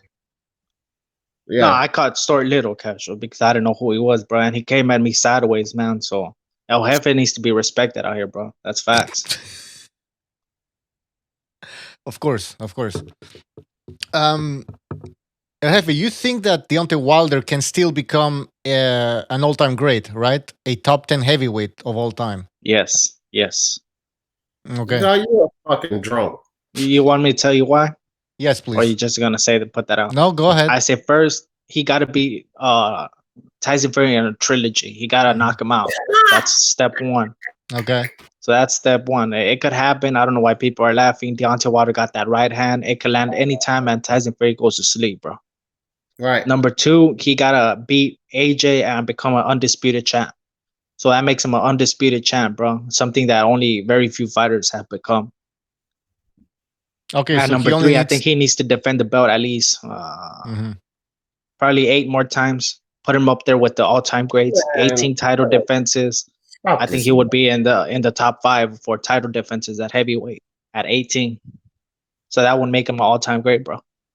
Okay, let me get this. Let me get this. El Jefe, first off, the Wilder saga ends in the trilogy because the motherfucker ain't beating Fury. Wilder can't beat a goddamn drum right now. So you can cancel that one. Second, moving ahead to go undisputed and 8 more title defenses. 8. That motherfucker had 10 title defenses against bums. And I don't even like calling fighters bums. You gotta be kidding me right now, dog. Okay, who did Klitschko beat? Who did Klitschko beat that he's an all-time great? Let's make it simple. Tyson Fury, that's it. That's it. But who did Klitschko beat? Who did Vladimir He Klitschko is the beat? to be second an most all-time title defenses in heavyweight history, and he was one of the longest reigning champions. But he of all beat time. bums, right? Similar to how you guys are saying Deontay Wilder beat bums. Povetkin is better than anybody on Wilder's resume. Bruh. Hold on. Povetkin dug Deontay Wilder. El Jefe, did Klitschko unify? That's what you didn't just hear what I said. I said he needs to become undisputed. That's what I said. Question. Yo, Bucho, what did I say, bro? I said the 3 steps. I'm sure you're not gonna lie. Past number 1. Wait, hold on. Well, that's why I said he needs to do these three things, bro. You're not listening. Yeah. I said first he needs to beat Tyson Fury in the trilogy. Need to repeat Number that. 2, become undisputed and beat Yeah, AJ. And number 3, have at least 8 more title defenses. Bro. Why didn't Klitschko have all 4 belts? Well, check this out, Bucho. His check brother this out. was a champ. All He right. said Wilder needs to fight 8 more title defenses, but also he had to beat Fury in the trilogy, and then he had to go undisputed with AJ, right? So this is 10 fights. Wilder fighting twice a year, 5 years from now. Are you fucking kidding me right now, Jefe? Dubois, Hergovich, Galilov. These guys would demolish him before he ever reached your goals. Well, we'll see. We'll see. You guys are downplaying What are Deontay what Wilder, are but we'll what are see. Deontay Wilder's signature wins? Luis Ortiz never done anything, and who else? He drew with Tyson Fury and he lost. What are his signature wins? What are his signature wins? Go ahead, El Jefe. Luis Ortiz, Chris Arreola, Gerald Washington, Bermans to Burn. Gerald Washington. Who else did he beat? Okay. They were all top 10 heavyweights when he beat him. Like, check it out, bro. I ain't lying, bro. There's rankings. They was thrusted into the top 10 spot, and that was just so that they could Nah, bro. I use the transnational boxing rankings, and they were in the top 10 during that time. You could even go to the website and put the certain Gerald date where they Washington fought, got stopped by and they were in Charles the top Martin. 10, bro. Gerald Washington got stopped by Charles Martin. Charles. Yeah, but that was fucking come Martin. on, bro. All right, I'm saying when he, shut up for a I'm second. saying when he I first got fought something I Deontay wanna Wilder, say, bro. Jefe, cállate. Here. I just wanted to say, we got a super chat from G Boogie. Trying to do Bucho a favor and read out the donation. Oh shit! Sorry. Yeah, no. I'm just doing you. Yeah, I'm just. G Boogie with the super chat said, King Bucho, please tell Mrs. Marcus Collins to change his little boy shitty Hefe's diapers. Thank you for the donation, G Boogie. Bro, God bless. I don't even know who Marcus Collins is, man. So shout out to Marcus Collins. I don't know who you are, bro. And real quickly, here, we have 160 people watching, 165 people watching. I only see 67 likes. We're missing 100 of you. Quit fucking trimming your ball hairs and go fucking do something for a living here and hit the goddamn like. There. Listen, get it up. Great It's because you job. got to Great job realize, promoting, Jefe, bro. look, you got to But, realize like that when you how watch I'm telling Deontay y'all, bro, Wilder, y'all you gotta don't get see, your like, push-up game up, bro. Y'all Push-ups. sit-up game you up, don't bro, see- before you come and you fuck don't with see me, man. limitations when you watch him on I'm gonna TV. ask y'all guys, how many push-ups do y'all do a day, man? Real quick. Oh my gosh, bro. Oh, What the hell -5. does that have to do with anything, El Jefe? King Bucho, how many push-ups do you do a day, bro? Oh, 0. 0. Okay. -5. Well, we could all start somewhere, bro. So I know. Start with 25 push-ups, bro, and then next day do 50, and you can move on, bro. So I'll follow the. It's all about getting our push-up game up, bro. And pushing a positive energy out here, man. That's what El Jefe is all about. When are you going to get your knowledge game up? When are you going to do that? Go get your knowledge game up. I've never been defeated in a debate. I never got a prediction wrong, bro. That's facts. Check my resume out, bro. Fellas, let me tell you about his facts. I just had on the bias chat 35-1 says that I body El Jefe Angelique, and the one vote that they got was each other. Makes sense. Hey, where's your friend, the DSFG? Oh my god, dog. Oh, he said he never dropped the link. That's why he took out, bro. No, he's DSFG, bro. He's a man of many things, so he's probably busy out there, bro. Oh, okay. A very busy man. Okay. Well, we got your thoughts on Wilder. Is there anything else you want to talk about? Nah, man, that's about it. I'm about to dip, bro. Y'all have a good one. Do your push-ups, do your sit-ups, man, and try to at least run 2 miles a day, man. So all right, y'all stay safe out there. Listen, hey, Butcho, Yes. did I just cut off? Yeah, I couldn't hear you. I thought you left or something for a... Yeah, no, listen, I just want to say, the call, I heard him say I was disrespecting him. Not at all. All I was doing was debunking your argument, because what you were saying, well, I came back at it and you couldn't come back at me because there's nothing to come back at me for. You can't convince anyone in this galaxy that Deontay Wilder's better than the guys that you're talking about. Well, we could set up a one-on-one, bro. It's easy work. It's man. already happening right now. I'll have to. Say again, you can watch. No, let him repeat what he said. Say again. We could set up a one-on-one. It could be anywhere. It could be on D's. It could be on BDAs. It could be anywhere, bro. Okay. This coronavirus, bro, got me pumped, bro. Yeah, I'm willing to do at that. least I'm willing to do 250 that. push-ups a day, bro. Look, just sign the form. Sitters, bro, just sign the form bro, we have every this day, debate. bro. It got All me right. pumped, bro. I want you to sign an agreement that you're Sign not going it. to sue me for attempted murder after this debate. Get your game up, bro. Store little, bro. Once you start fucking with El Jefe, man, you're gonna become store big, man. Because right now you're little, bro. Listen, All right. Yeah. Look, 1-on-1. Stu Little versus El Jefe. The debate. El Jefe will be El Jaffa cake when I've fucking eaten him. Let's set it up. Yeah, my Hey, question bro, is if do you your never push-up got a game, bro, prediction because wrong, you got no confidence, bro. You got no stamina. I'm Listen, gonna do look. you in, bro. Look. I've seen what happens to big dudes when they've got no skills, no speed, and they've got no chin. I've seen it. So We'll see. this is going to be easy work. I mean, I'm quite Ask happy about to my go name in in the there, streets, take bro, and the take YouTube my streets, million- bro. Everybody take my knows about million El out of Jefe there as and quick the as possible. bodies he's been collecting out here, man. Easy work, bro. I don't Listen, know about honestly, that, bro, don't do it. I'm going to give you advice, man to man. Now, just don't do it. Don't do it. Easy work, please man. don't do it. Just for your own health. We could go back to the 80s. We could go back to the 70s, Oh. Go back 60s, to whatever. 80s. bro. Let's go back to Why are you 80s, 80s doing if you that, want. bro? Hey, Bucho, can I ask Look, El Jefe a let me question? say something right here. El Jefe, you got to be trolling right now because Yeah. I've been around you too long and you know fucking nothing about the 80s, 70s, and 60s boxing. And I know Nah, bro. you You're don't know trolling, bro. shit, bro. Stop that. Stop telling no, me. my question is, if you're a big Deontay Wilder fan, and when Oh, he fought Fury, Gonzalo, when man. he fought Fury, so you were picking Fury to win if you haven't ever got a prediction wrong, but then you got it wrong, or you pick Fury.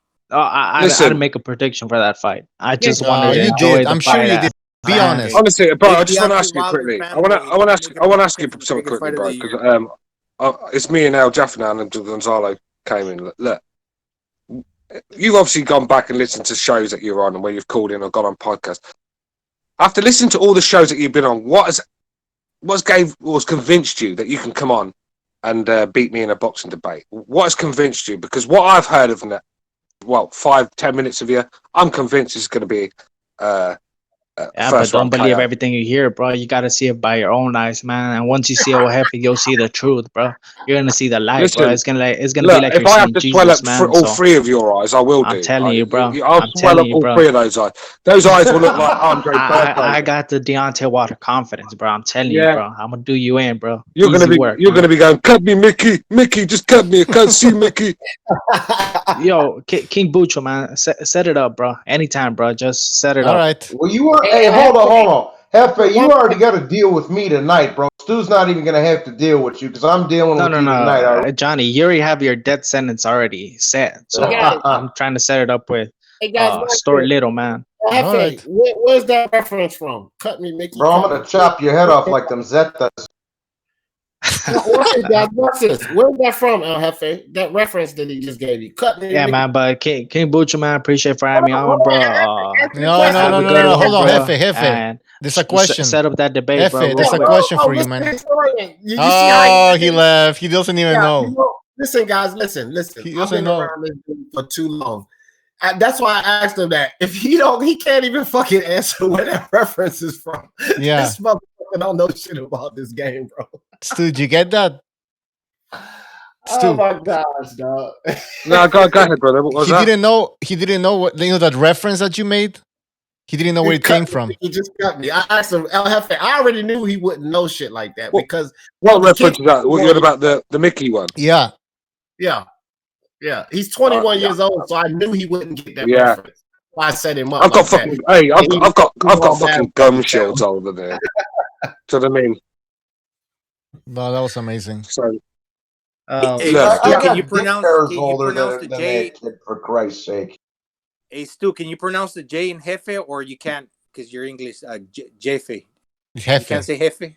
Jefe. El Jefe. El Yeah, it's- Oh, El you got Jefe. it, yeah. Yeah, it's like an Yeah, English. because the Spanish, believe it or not, I do live in Europe, and Spain's not far. But the Spanish, I go to Spain quite a bit. Lovely country, especially for. Oh, really? Yeah, Spain's the place. UK people, that's where we go for our holidays to Spain. Yeah. A lot of us, most of us anyway, and Spain's a lovely place to go. But they don't say the J's, do they? The Portuguese do. When you go to Portugal, they say the J's. They'll call him El Jefe in Portugal, but obviously the Spanish, you say the H, Yeah. don't you? He wants to debate you on the 80s. That's insane, man. I wouldn't even even debate Stu on the 80s. Listen, Butcho, do you think you can beat me on the 80s? No. No. Anything before 2010, he's starting to get lost, bro. No, even after 2010, let's be real. What I've just heard, even after 2010. Yeah. And by the way, hey guys, I'm not pretending to be Bert Sugar. There's people on here that beat me easily when it comes to history and stuff. Like probably recognizing people like and Mark and even Johnny Boy. Do you know what I mean? Them sort of guys have probably beat me when it comes to all roundish. I don't know what they know. But look, this guy here, I've got this easy work. Yo, I've got you. You couldn't lose to El Jefe on your worst day, bro. D, hold on 1 second, bro. Yo, Red Glove Militant, bro. I'm so sorry. I'm so sorry. That was an accident, bro. I was clicking on something else. I didn't mean to do that. Sorry. It's okay. I don't hit the guy.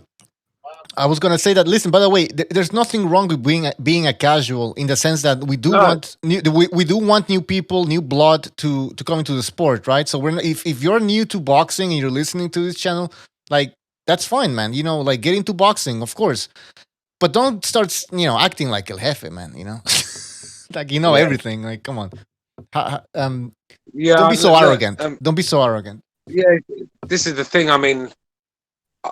We're quite happy for him to come on here with his opinion, but the thing is with him, he came on here bashing our opinions, calling us casuals and not sure what Stuart knows about boxing. Doesn't seem to know this, doesn't seem that. And then he came on and mentioned those names, and I just thought, who am I fucking dealing with here? This is a problem, isn't it?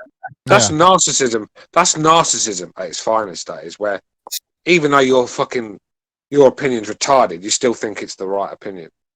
Stu, you get ready to debate somebody who thinks Tank Davis is the best welterweight. I mean, the best 135 pounder in the division right now. Oh man, no, that's what I'm saying. And then what? And then he got mad with me when I said about Roberto to rap. It's hard to qualify that. Speak your mind. D. Jefferson, because he only got that one fight at 135, and he came in overweight. Who? So it's hard. Who, Gonzalo? Tank Davis. Tank They Davis. give a lot of shit to Terence Crawford being not that good of a 147 pounder when he was a 3-division world champion and the divisions below, or in 2-time being divisions below. I guess the 147 would make him 3-time.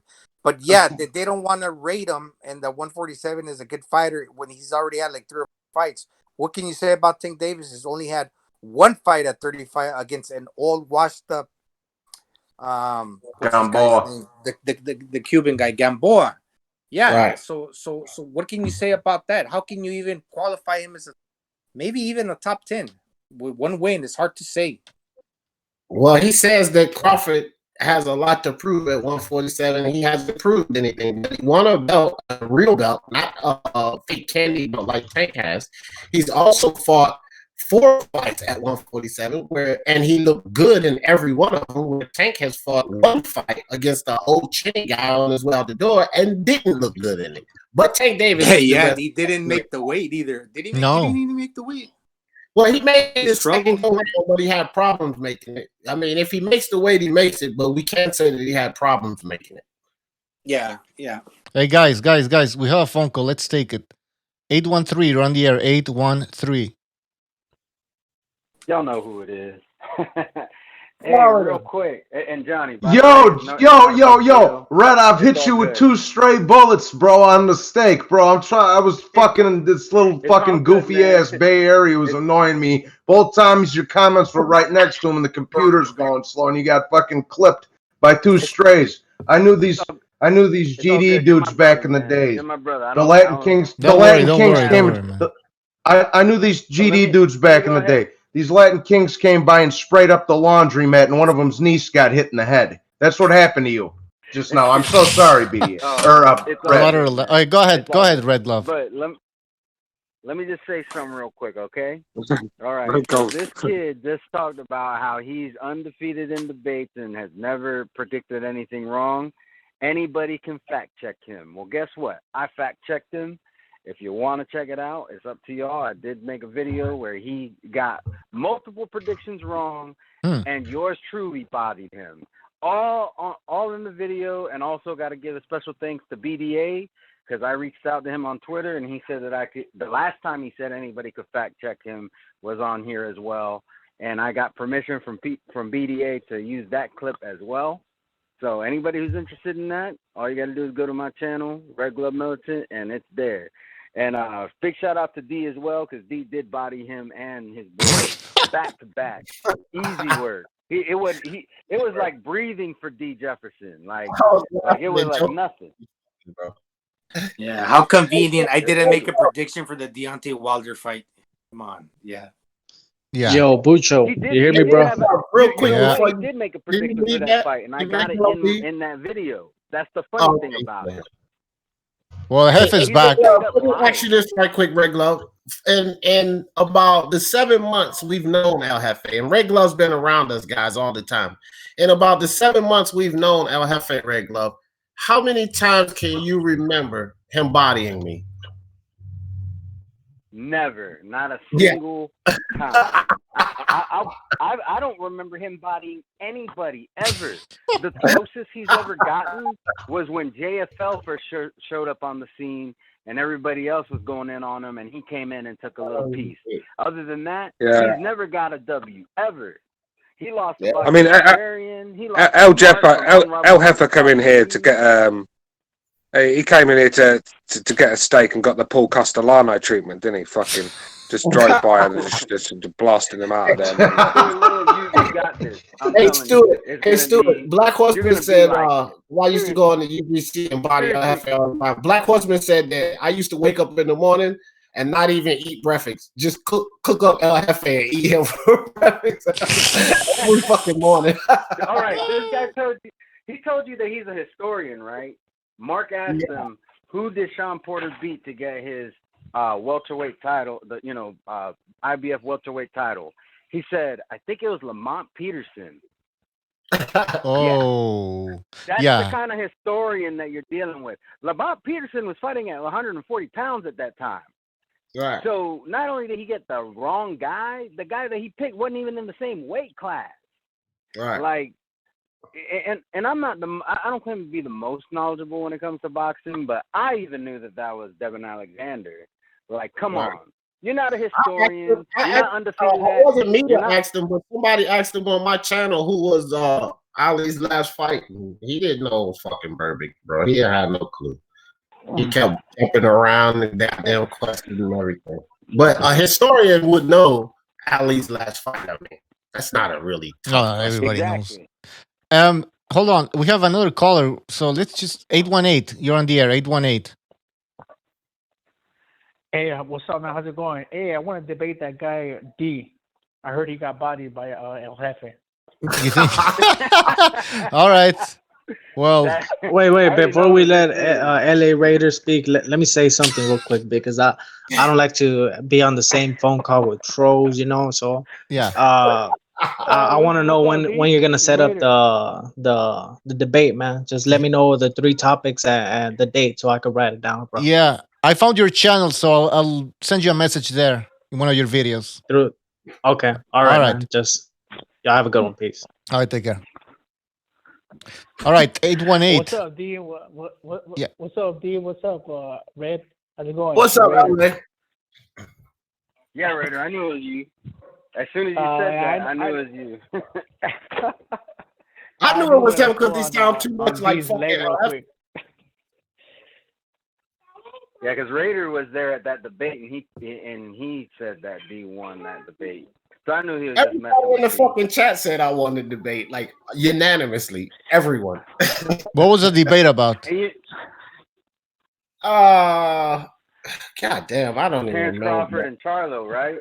Yeah, that's what it was. Terence Crawford goes up to 154 and destroys Charlo. And my thing was that Terence Crawford, although the guys at 147, we know that they're ducking him, he has not even fought any of the best guys at 147. So it would be, irresponsible to say that he's just going to go up and beat any of these 154-pound champions when they kept going back to Posto. And my thing is, if you're going back to Posto, you're talking about a 14-pound jump because all of his accolades are at 140. So from 140 to 154, you can't utilize that. You can't utilize those fights because he's in 2 weight classes, and 14 pounds is highly significant when we're talking about boxing, the way these guys are cutting weight. It makes no fucking sense. I mean, he's not even proven enough at 147. Let's see him fight Sean Porter, who's a rugged guy who's going to come inside to you. And if he can push back and handle Sean Porter, then we can speak on what can happen at 154. But at 154, and he's not even been tested at 147, it makes no sense. Yeah.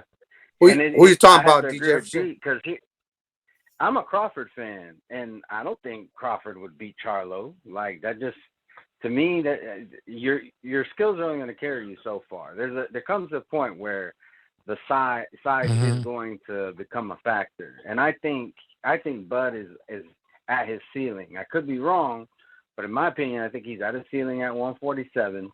And then they had the nerve to compare this to Teofimo and Lomachenko. Oh my gosh. Like, this is the kind of stupidity that D was dealing with in that debate. Yeah, then I told them this too, guys. When you look at the fact that Terence Crawford was bodied by Ndongo, he hurt him to the body. He got wobbled by Gamboa at these lower weights, and he was pretty much dropped by Velasquez. Listen, Jamel Charlo is not the greatest boxer. We know this, but the dude has a hell of a fucking chin and a hell of a fucking punch at 154. And Crawford has not thrown a single punch or taken a single punch. And all of those guys I mentioned that literally hurt him were way smaller guys. Yeah, Gamboa. That's a concern because the guy was a featherweight almost. You know what I mean? I actually think he could compete. Just because he's got long arms, he's like 5'8", but he's got the length of a. He's got a 71 inch. He's got the same length as Charlo. Yeah, he's got long arms, Well, and he's really multi-dimensional. He's got very He's got a lot of things he could do. A little bit of this, a little bit of that. But he would probably end up like a Tony Harrison. You know, not great at one thing. No, I don't know, man. I don't know. Let's calm down a little bit here with Charlo. I mean, Terence Crawford. Yeah, I've said my piece about Crawford recently. Yeah, but he's still good enough to hang in there with Charlo. I mean, let's not pretend that Charlo's just going to walk through Crawford, because there's been times when Charlo hasn't walked through average fighters. So why is he going to walk through Crawford? So look, just because you beat Tony Harrison, that you know, doesn't mean you're going to do that to Terence Crawford. So let's just calm down a little bit here with the Charlos. The thing is, the debate was that Crawford just walks up there and beat those guys. That is not the debate that can he hang with them or compete with them. Of course, we believe that. The debate was he just walks up to 154 and beat those guys, and that. I agree with that's not the case. I don't think. I think you got it spot on when you said Crawford's at his limit. I think his attributes, he can only use them to a certain extent at 147, where he was 140. His attributes were the reason why he was just so much better than the rest, because his boxing skills, his reach, and his athleticism. But he does have a lot of attributes too. He can in 147. I just don't think, like I said, he's tough. He's not the bigger guy anymore in some of these fights. Yeah. But switch it. Got long arms. He's not tall, he's got long. All right, hold on. Everybody's talking at the same time. Hold on. Let me just finish with 818. I thought I was talking.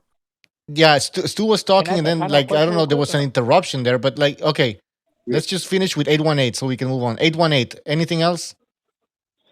Yeah. No, I wanted to ask the panel a question real quick. Who do you guys have winning right now?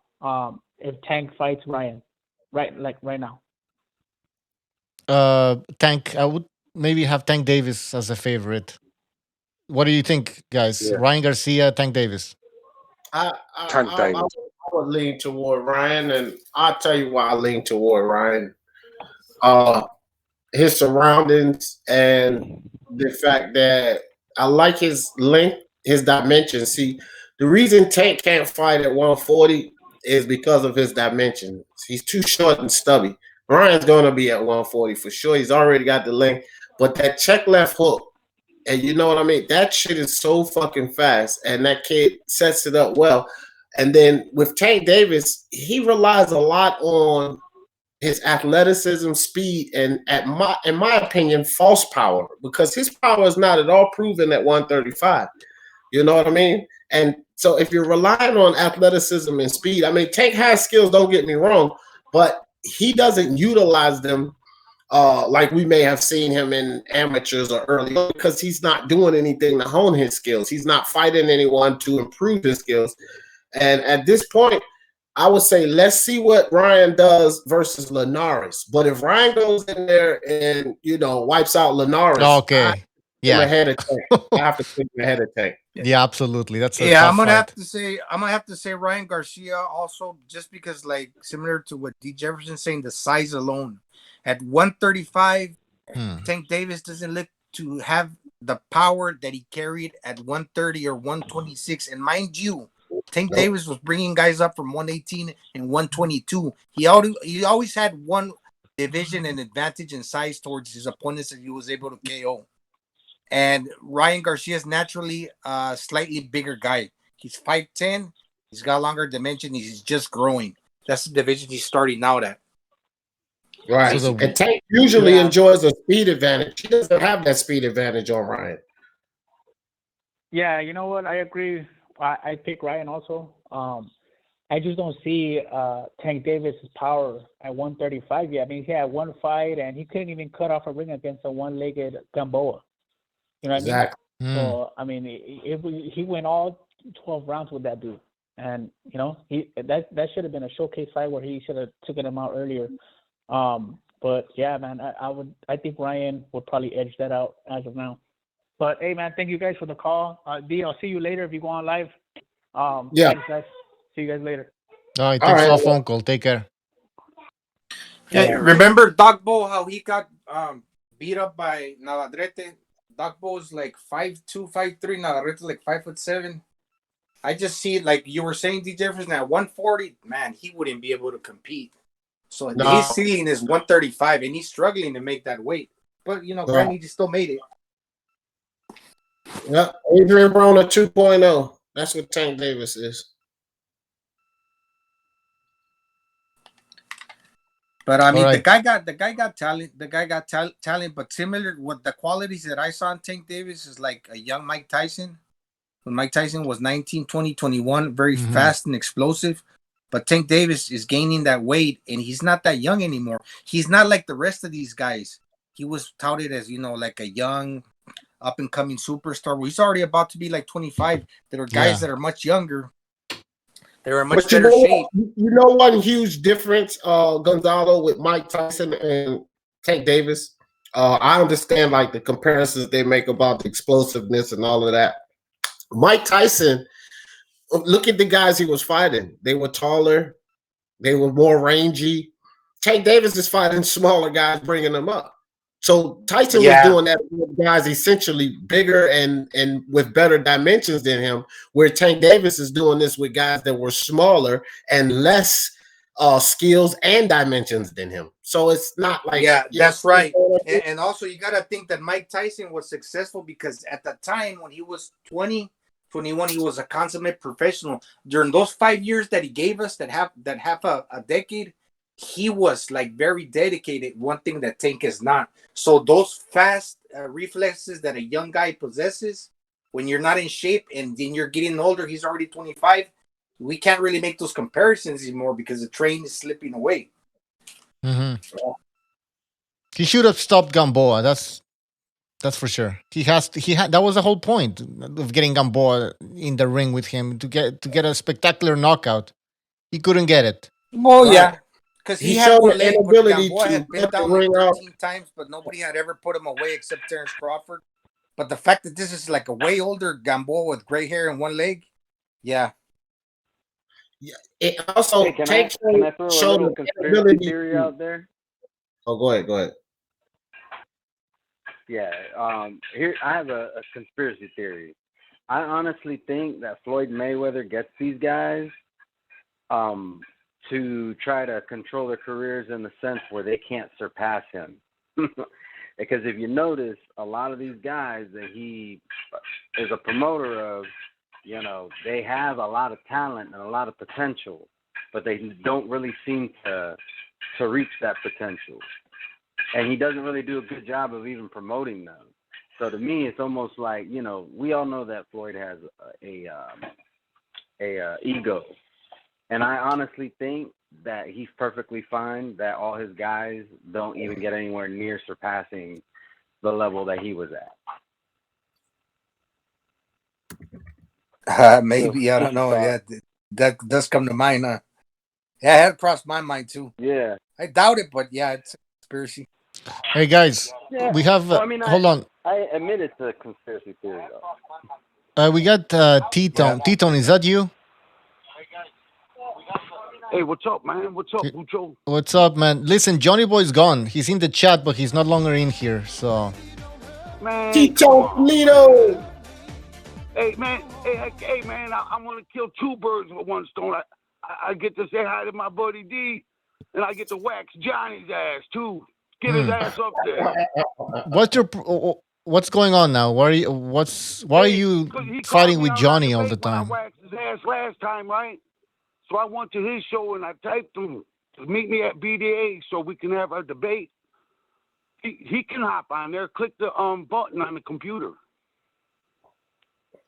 All right. So we can have a debate, man. Like a real fight. Let's get it over with, man. That's how you do it. Think about something different tomorrow. Well, let's try to get Johnny Boy in here. But what's the problem? What's going on, man? T-Tone was restricted to a phone call. That's why he needs to do it on here. He knows the topic. When he gets on there, if he acts stupid, I'll remind him. Oh, okay. Okay. Well, he's not here, Hey, so. you there, Johnny? Nah. Yeah, our debate is about he's got Lomo #1 in boxing, and I got Canelo, and we're going to debate it.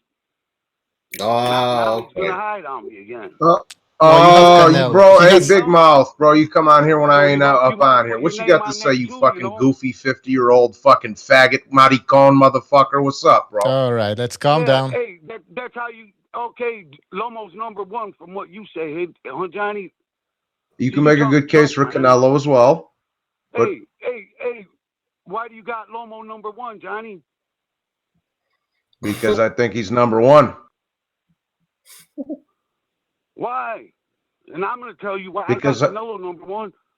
What? You okay, hey, no, fuck that. I'm asking the questions here, T-Tone. Why are you so butthurt that I have Loma ahead of Canelo? Why is that? I ain't butthurt. That's the question. If I say Canelo number 1 and you block me for saying, just to... I didn't... No, you be talking too much reckless shit. That's why you be getting timed out on my shit, bro. You're like an Italian, what's that dude from the LDBC? Ego. You're an ego, man. Hey, that's the biggest insult ever. Yeah, man. Hey, Johnny, be good. Shit. Yeah. Johnny got the ranch game. You say what? He said what? I said, hey, what, you gonna debate or just talk junk, Johnny? What you want to debate about, bitch? Hey, Lomo number 1. Give your point. Okay, no, hold on. What's your talk? What's your talk, Johnny?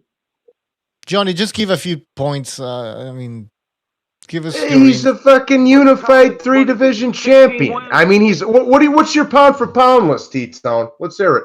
I said you can make a good case for Canelo being. To me, Canelo and Loma are, you can make a case for either one of them, bro. So what are you talking about? You don't want to talk.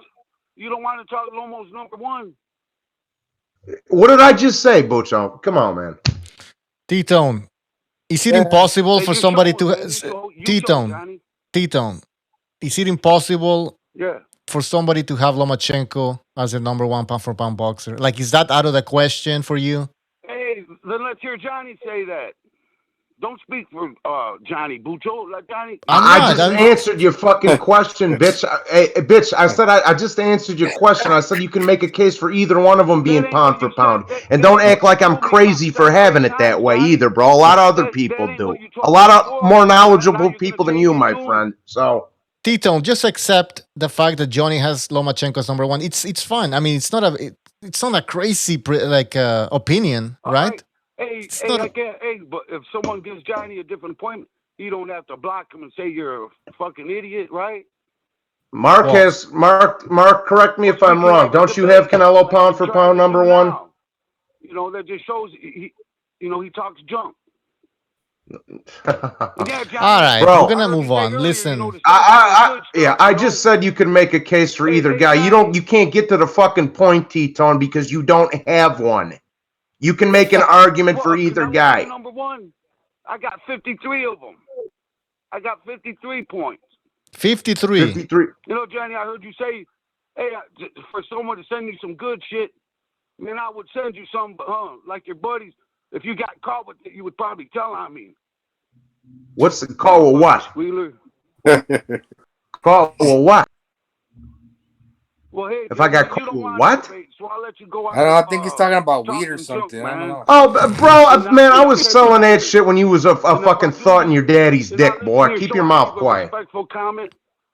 You don't have to block it, because man, I was smoking big old blunts while you was fucking studying at college, homeboy, and so I was selling it to your girlfriend too. So, what do you want from me? On this one, you're talking junk. All right, listen. Yeah, I am talking junk because that's what I do with your little fanboy having ass, motherfucker. We gotta move on. This is really. T-Tone, anything else? I don't. Yeah, hey, I guess that's it. All right. All right, Bucho. All right, D. All right, T-Tone. Take care. All right, later. All right. Well, that was. Boy. Well, and by the way, Bucho, real quick. Bucho, the only person I'm timing out in the chat is Bay because he keeps. I don't give a shit. At this point, Johnny Boy, go crazy. All right, I gotta rock, guys. I just don't want to have that kid talking about me when I wasn't on here. All right, take care. Peace, boys. I say this: Crawford, Lomachenko, Canelo. If anyone wants to put those guys at number 1, I ain't gonna argue about it. I got exactly Canelo there, but I don't care if somebody says Crawford. I don't give a shit if somebody says Lomachenko.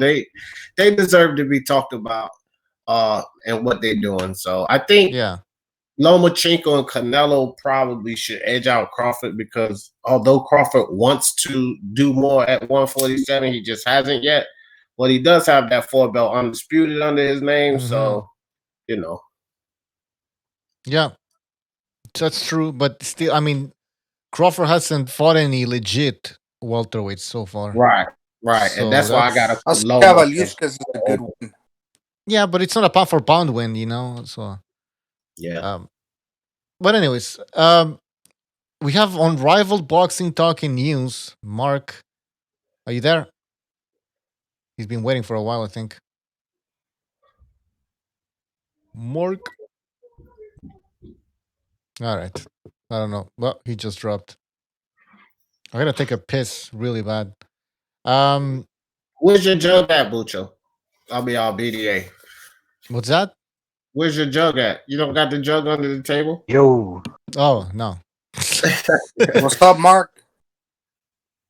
Yo, man, thanks for having me on. I'm here to break it down for you, man. Is this T-Tone or Unrivaled? Yo, I'm here to break it down for you, bro. I'm here to put heat on that ass. He's scaring me. El Jefe's back. All right, I'll be back, guys. I'll be back. All right. Do some push-ups, buddy. Yo, man, why everybody ducking me, man? Everybody gonna get bodied, man. Man. I'm gonna make some mashed potatoes out of you, buddy. This is El Jefe. He bodied you too, Mark, right? That's what he says. I mean, he bodied me. Yeah, El Jefe's got a Hall of Fame criteria going. He's bodied me, he's bodied you, he's bodied Boxing Librarian, he's bodied Del Dog, Blue Car Sports TV, he's bodied Ring IQ. This dude's got a Hall of Fame fucking resume right now.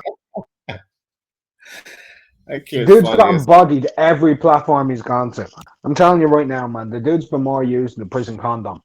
It's funny as fuck. Yeah, man. It was a shame. Coming in talking about being a trendsetter and shit. We need to think towards the future, man. We can't keep doing this. Iron sharpens iron, bro. I'm here to put heat on that ass. I'm sure you learned some things. I learned some things. No. I watched yesterday. Pavlik versus Jermaine Taylor. That was a good fight. Jermaine Taylor won. Today I watched Marcos Maidana against Adrian Broner. And I watched Canelo versus Kovalev. Very not interesting at all, but I still watched it. I wanted to see some things that I might have missed. You know, that's one thing I don't really do. I don't really go. I mean, certain fights that have a satisfying ending for me. So, like Wilder Fury 2. I've watched that a few times. I can assure you. But have you broken out the lube for that? Have you broken out the lube yet for that fight? The lube. I'm on my third bottle, mate. I'm on my third bottle. Oh, mate, I've gone through that and everything, man. I'm running out of hand sanitizer and lotion as well. Yeah, I know. I mean, like I said, next is the fucking shea butter and coconut oil to come, man. When you're having a bad day, time's not good. You're having a bad day. You're depressed. You just stick that on, and it's like a fucking ray of sunshine, isn't it? Do you know what you should do? You should watch it and just play Sunshine Lollipops in the background. It's fucking fantastic. I've done that. I played Sunshine Lollipops and Sugar and everything by the Archies. Yeah. I mean, I'm not one for going back watching fights too often. It's very rare I can go back and watch a fight again. It has to be a barnstormer sort of thing. And yeah, I don't see many of them. So, well, I do. I suppose I do. I'm just one. I've never really gone back and watched fights unless it's a real. Like sometimes I'll go back and watch a fight when it's a close scorecard and there's people he's calling robbery either side. So I'll go back and watch it again, see if I see anything different. But very rarely will I go back and watch a fight again. I just don't. I saw a post on my Facebook today. They were talking about Morales versus Maidana, how it was really like an underrated classic. I want to go back and watch that. Yeah, it's a very good fight. Very good fight. I actually did. A lot of people even think that maybe Morales won that fight. Yep. That's why I want to go see it. Hey, that guy, Morales, his eye got all busted up in round 2, I think. Or round 1. Mm-hmm. And then so he fought with one eye. That was insane. And he hurt Maidana, I think it was a left hook or something. Man, Morales. Yo, is but a he had legend. them all types of fucked up in that fight, man. Yeah, fucked up. That was a great fight. Morales is a fucking I'm legend. actually that today. Yeah. Just quickly, sorry to change the subject quickly. Going back on what I was saying about not watching the fight. Do you know Anthony Joshua Ruiz 2? I've not even watched highlights of that fight. Are there any highlights? That night when the fight was finished, that was it. I've not seen anything else from that fight. I've not watched highlights. I've not watched the fight again. I've not watched post-fight interviews. What was there to watch? I mean, Well, what is the highlights from the fight? A jab? Well, there you go. I mean, it's just them sort of fights. You've got to be a real boxing fan to go back and watch. There's one highlight, Stu. There's one highlight in that entire fight, and that was that straight right hand that busted his eye open. The rest of it's just Joshua on the back foot circling around doing a jab. That's all it is. Very frustrating to watch. And like I said, the older I get, the less patience I've got with poor performance. Do you know what I mean? So when it's a boring fight, I start to fucking switch off. I'm surprised that the Saudis, I think they were demanding more cards here in the near future after that night. I mean, that was a card stacked with heavyweights, but there was only one real good fight. Yeah, because look, Eddie Hearn ripped the fucking Saudi. He ripped the Saudis off, paying 80 million for Joshua for that. Come on, man. That's right. But they wanted to stage it. The card was trash. He made it sound like it was a good card. One of the best I've done. That's his best quote these days, isn't it? One of the best cards I've done. He'll be saying that the next card he does, it'll be one of the best he's done. You can assure you that. But look, that card was fucking terrible. It was a terrible card. The best fight on the card was Pavek and Hunter, hands down. Yeah, Pavek and Hunter. Sorry, I forgot that was a good fight. And weirdly enough, Dillian Wheat and Marius Back was actually a good fight. Yeah, but I'm sure the Saudis. Yeah, I know what you mean. That's the thing, fight. Yeah, but it was a draw. It was a draw, Mark. That kind of leaves it like a stalemate. Just leaves it, kind of like sour. A bit of taste in your mouth, yeah. Yeah, but I think Mark got it spot on. That fight ended up stealing the show, but it wasn't there to steal the show. It was sort of put together last minute, and it sort of become a good fight. It was like luck, if anything. I mean, it was just a terrible card. That if the Saudis are paying all that money for a card, they're looking at that card and thinking we got to have better than that. I don't blame them. Hey, I'll tell y'all a good fight. Me, Mark, and I commentated this fight. We did commentary, and I didn't think it was going to be this good. Davies and Ritson, go see that fight. Y'all go watch that fight. That fight was awesome, bro. Say that again, bro. Ritson, you cut off which one? Davies and Ritson. Yeah. Davies Jr. versus Ritson. I was even telling D before it happened it was going to be a barn burner, and it was. Yeah, he said that shit too, and he was 100% correct because that fight was fucking awesome, bro.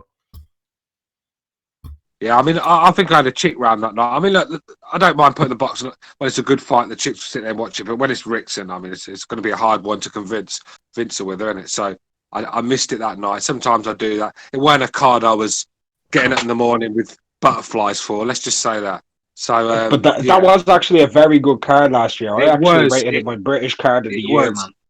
It was. And like I said, that's the thing with boxing cards. You look on paper. Sometimes they're good on paper and they don't perform, and sometimes they're very poor on paper, and you get the best cards. But there's another good point on that card, man. What was it? The Ted Cheeseman versus Scott Fitzgerald was another good point. Yeah, I don't know what Cheeseman was moaning about. I thought Scott Fitzgerald did enough. Did you? Yeah, I did. I could have seen it be a draw, though. I could have seen it be a draw. Yeah. I mean, there were a lot of even rounds you could score in that fight. Same with Ritson Davies, lots of even rounds. Cheeseman's like the British B-hop, isn't he? Just you can never accept defeat. He's always claiming robbery or something. There's a reason or conspiracy behind his defeats. I'm not a big fan. I'm not a big B-hop fan, but comparing Cheeseman to B-hop. Yeah, but I'm not comparing the talent. I'm comparing excuses. That's what I'm trying to say. Yeah. What was the guy, the African American that beat Morales? Raheem, what was his name? Safir Rahim. Tahir Rahim, the king. Yeah, somebody's asking in the chat. I can't remember his name. All right. And we're not, and we're not going through Eric Morales' fucking resume. We'll be here all day. Yeah. Yeah, I remember that time. He really he put together a string of losses. He got like 4 losses in a row, which include the Barrera fight that he should have won. But yeah, I remember that Raheem fight. Very, very tricky, awkward guy. Morales kept getting dragged into wars. That was his problem. Yeah. What was wrong with Morales at that time? Gonzalo, you know the guy somewhat, right? I mean, you used to train with him. Yeah. So Yeah. what happened in that period? It's like he was ballooning up in weight, I guess, or what? I heard Gonzalo knocked him out in sparring and took his confidence. No, I never sparred. I used to run with him. I never sparred with him at the time. I had moved to a different gym. But what was happening with Morales? Because I remember, I think that fight took place at 135. And I think a lot of people were shocked because why was Morales moving up to 135? Like he wasn't trying to make weight anymore at 130 or what? I can't recall now, but I do remember that there was something going on at the time. Because he got like 4 losses in a row, including that Barrera fight. But I can't recall what he lost really to that dude Raheem. I think his lost father. I'm gonna say. I think his father died at the time, but no, that was actually later. That was later on. There was something going on. I can't recall right now. The thing with Eric Morales, when he was at Feather and Super, he looked so drawn at times. He looked like it was HIV positive. At 122, the guy just didn't look well. At 122, 122, he just looked ill at times, and especially, and I think that's probably why he stopped. Once he stopped training, just started blowing up, and I think that's what it was. He looked like Christian Bale. He looked like Christian Bale in that fucking movie. What was it? The one where he didn't fucking sleep. Yeah, he looked like that, man. He was Barrera had his number though. Barrera had his number. He couldn't beat Barrera. Well, I think he beat him in the second fight, and he got robbed. I don't think that was a robbery. It was a good fight. Okay, no, sorry. No, it's just a robbery, but I think it should have went his way. And I think in the first fight, it should have been the other way around. And Barrera should have won that one. Yeah, I agree with that. But they were close fights. Listen, both guys were amazing boxers. That's for sure. Yeah, like I said, I missed them times, man. Maybe it's me just being a typical oldie now, where you just live in the past. I'm a Libra as well, so apparently Libras like to live in the past. Still think they're in the 80s and the 90s sort of thing. But you know, you know who's doing really bad right now? Israel Vasquez. He's got like a terminal disease. Who? Israel Vasquez, the one that had the trilogy with Rafael Marquez, Manuel Marquez's brother. You know, Israel Vasquez. Remember that trilogy he had with Rafael Marquez? Wait, who lost an eye? Really, really bad. Who lost an eye? Somebody lost an eye. No? Israel Vasquez. So he lost an eye and now he's like basically dying? No, he's got some type of like muscular bone sclerosis, like some I know fibrosis. Yeah, something weird that it's just like terminal, and he just looks like real frail. Damn, talking about losing a fucking eye. I think John Fury's opponent might lose one. I mean, when he fights Big John. I mean, what's your thoughts on that, guys? I don't know anything about this other guy. Who is here? What's going on? What's the deal? Well, do you think this? Like I said, this is becoming a bit of a farce now, and it's got the funny thing about it. You can bet your life that Eddie Hearn's going to try and get the rights to this one and put it on pay-per-view, isn't it? It's going to be Fury be some bodybuilder pay-per-view with fucking all his usual lot on the fucking undercard, Price and fucking Dave Allen and all them on the undercard. I mean, come on, man. Mm-hmm. And by the way, God bless British fans because they are loyal boxing fans. They buy every pay-per-view for what it's.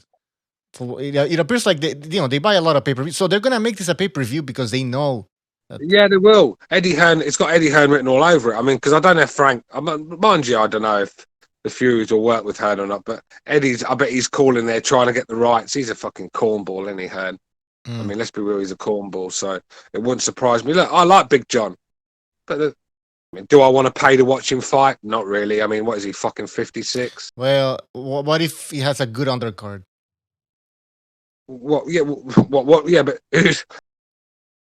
good luck with that one. Oh, by the way, champ, I want you to be on the undercard of John Fury. Hey man, Yeah, why right. not get some exposure? Yeah, I I mean, don't know. yeah, but this is not KSI, is it? The Jake Paul. I mean, it's not. Come on, it's not. Yeah, You you're can right. understand why Haney and Billy Joe fought in that card, but I don't know, man. I mean, would you want to be on the undercard of a fucking 56-year-old guy? Yeah, I don't know. I mean, you're right. You're not gonna get Dylan White fighting there. I mean, this guy thinks he's a pay-per-view superstar. I think, Yeah. but And like, you're gonna have to stack that card. I mean, when I mean stack, I mean that's gonna have some fucking barnstormers on it to sell that, man. Because you're not gonna sell. I mean, you're not gonna sell fucking John Fury, are you, on his own? Surely not. I mean, are we? Are British fans that fucking deluded? Mind you, I think we are actually. He was spot on. Now I about think his- about it, it's probably doing a million buys now in the fucking UK fans. I mean, we're the most fucking. when they'll have that rematch. I'm gonna tell you who he made look like a fool though, David Hay, because he was very adamant about what his son was gonna do to Deontay Wilder, and David Hay was like totally opposite to his thinking. Yeah, Proved them David wrong Hay for changed sure. his mind after one round. I mean, he really stuck to his. Ah, Yeah, he stuck to his convictions, old David, didn't he? Fucking first round, he's changing it. wow. Oh, Wilder's got no chance. I'm seeing a masterclass. It's the first round, David. Calm down. Hey, what do you think about David Hay as a commentator? He's got to be better than Frotch, isn't he? Look. Hey, That's one guys, thing I don't like about Froch mentioning when we were talking about. You know what? Him calling fighters out that he would have like beat Golovkin. Yeah. What does that prove? You come out now and say that shit, stuff like Yo, that. I was Just just like you said gonna about say somebody else. Chris Eubanks talk about he'll beat Canelo and Golovkin, and I'm like, bro, this dude is nuts. Oh yeah. Another guy. I mean, Yeah, I mean- like Froch, he should have fought him when he could have. What does that prove now? I mean, Macklin couldn't fucking score a Polish hooker, never mind score a fight. I mean, the guy, whoever Macklin picks to win, pick the other guy. Yeah. You're guaranteed to get it right. The guy's fucking clueless. I mean, then when he's scoring his scorecards, I mean, I'm nearly through my remote control through my TV screen, just about 3 or 4 times, just reading his scorecards. I mean, he really wants. And he kept butchering Chocolatito's last name. Was it him? No, yeah, what? Yeah, it took him 11 rounds to get it right. He got it right at the end, but it took him 11 fucking rounds. Chocolito, isn't it? I was hearing Chocolito for fucking 30 minutes. I mean, come on, Just man. motherfucking call him Gonzalez, right? Yeah, I mean, yeah, just get it right for fuck's sake. You're getting paid to do a job. Just go and Google the guy and listen to how people say his name. You know, I don't know, man. The fucking guy was saying Chocolito all night, wasn't he? Just a dreadful commentator, really is. But Adam Smith's another one, isn't he? Adam Smith's sort of like the thing about Adam Smith when he's commentating, it feels like he's trying to groom you at the same time, doesn't it? I mean. Tom Roberts in the chat says Jim Watt, worst pundit ever on Sky Channel. Oh, Jim Watt, fucking terrible. Jim Watt might as well have had William Wallace on his fucking forehead. I hate English. I hate the fucking English. Every time there was an English guy in there, you know. So who do you like, Stu, on Sky Sports? Oh. No, okay. We got an answer. Yeah, I mean, I'm not exactly reeling off the names here, am I? I mean, who is there? I don't mind Hay, but he's BT Sport. Well, no, he works for both. I like Malinaggi when he's on Sky Sports. I like Tony Belly, who's not too bad. Nah, he's terrible. No, I don't mind Belly. He's just a bit different. Nelson's terrible. Adam Smith in the chat, somebody says Adam no. Smith is the worst. Yeah, Adam Smith's too busy fucking covering up his fucking hard drive filled with Madeline McCann pictures, mate. Oh, God. Brian Harkin in the chat says Barry McGuigan. I used to love Barry McGuigan in the 90s. He commentated Gerald McCullen v Nigel Benn, and I remember, because didn't know a lot about McCullen. I knew he was a knockout artist, but I saw Nigel Benn as this unstoppable machine, so I thought McCullen's going to get dealt with. And then I remember as the fight was coming out, John McCullen was coming out, and McGuigan was going, "Oh, this guy's a monster." He goes, "Oh, you know, I like Nigel. He's a great fight, but I don't see Nigel Benn going past 3 rounds." And I'm thinking, did he just say fucking 3 rounds that Nigel Benn's going to be stopped? I'm like, yeah. What's this fucking guy on about? And then in the first round, I'm thinking, Barry was right. I couldn't believe what I was seeing. You know what I mean? Just couldn't believe what I was seeing. And I used to always enjoy Barry McGuigan. And I don't know if it was that fucking Irish accent that, and like I said, his boxing knowledge as well that gelled. But I just like Jim Watt. I mean, I like Andy You know Lee, who I man. used to enjoy a lot, but then they took him off. I don't know if he said something that got him removed. Remember Bobby Ches back in the days? Oh yeah, The fighter, cruiserweight guy. he was good, man. The cruiserweight. Yeah, He was a champion, I think. Bobby Ches, the Mhm. guy with the broken nose. the guy with the broken. Yeah, he was Man, okay. I rather like Andy Lee, bro. I like Andy Lee right now on Sky. He keeps it a book. He doesn't fucking talk too much trash. He's not homing for one fighter or another. He tries to call it down the middle. Cool. Yeah, I heard him commentate a couple times. Yeah, he's pretty good. He's decent. Keeps it a buck, like you said. oh, who's that fucking that guy on Channel 5? Is it Macintosh? What Oh, is his the Black name? Skeleton. Oh, yeah, that he's fucking terrible. He spends most of his time apologising for the swearing in the corner. Oh from the yeah, trainers. What a fucking gimp he the is. big guy. He's Fuck's tall. sake. Yeah, I mean, I really The need really him tall guy, condescending me yeah. when I'm Yeah, watching yeah. boxing, don't I? Oh, we Absolutely apologize. fucking Apologize for the useless. language. Where did they find him? He's the token black guy. He is. He's one where we need a black guy. We need a black guy to commentate on anything. We'll just have him. I mean, because they must have done him. Why is he there? Do Terrible. you know what I recently seen him doing, Stu? I was watching the qualifiers before it got cancelled for the Olympics, and he was on the Olympic Boxing Channel on the website as the commentator. He was commentating on that shit by himself. Oh no. He used to do. You know- he used to do the World Boxing Super Series, not the world. Which is the amateur one? That The World Joe Series of Joyce. Boxing. Oh, yeah, yeah, The yeah. World Series of Boxing. He used to do that, didn't he? I remember. Oh. Yeah, you did. Yeah. We I'm apologize. telling you, the I worst mean- combination in the history of anything is him and fucking Barry Hunter, mate. Oh Barry my who? God. Oh, not Barry Barry Hunter, Newman. Barry Jones. Barry Jones. I can't stand Barry Jones. Barry Jones could talk a glass eye sleep. He just, I just don't like. I like him as a guy. He's an honest guy, and you know, he was an ex-world champion, so he knows his stuff. He's very knowledgeable, but he's just, I hate the way he scores fights, and I just think there could be a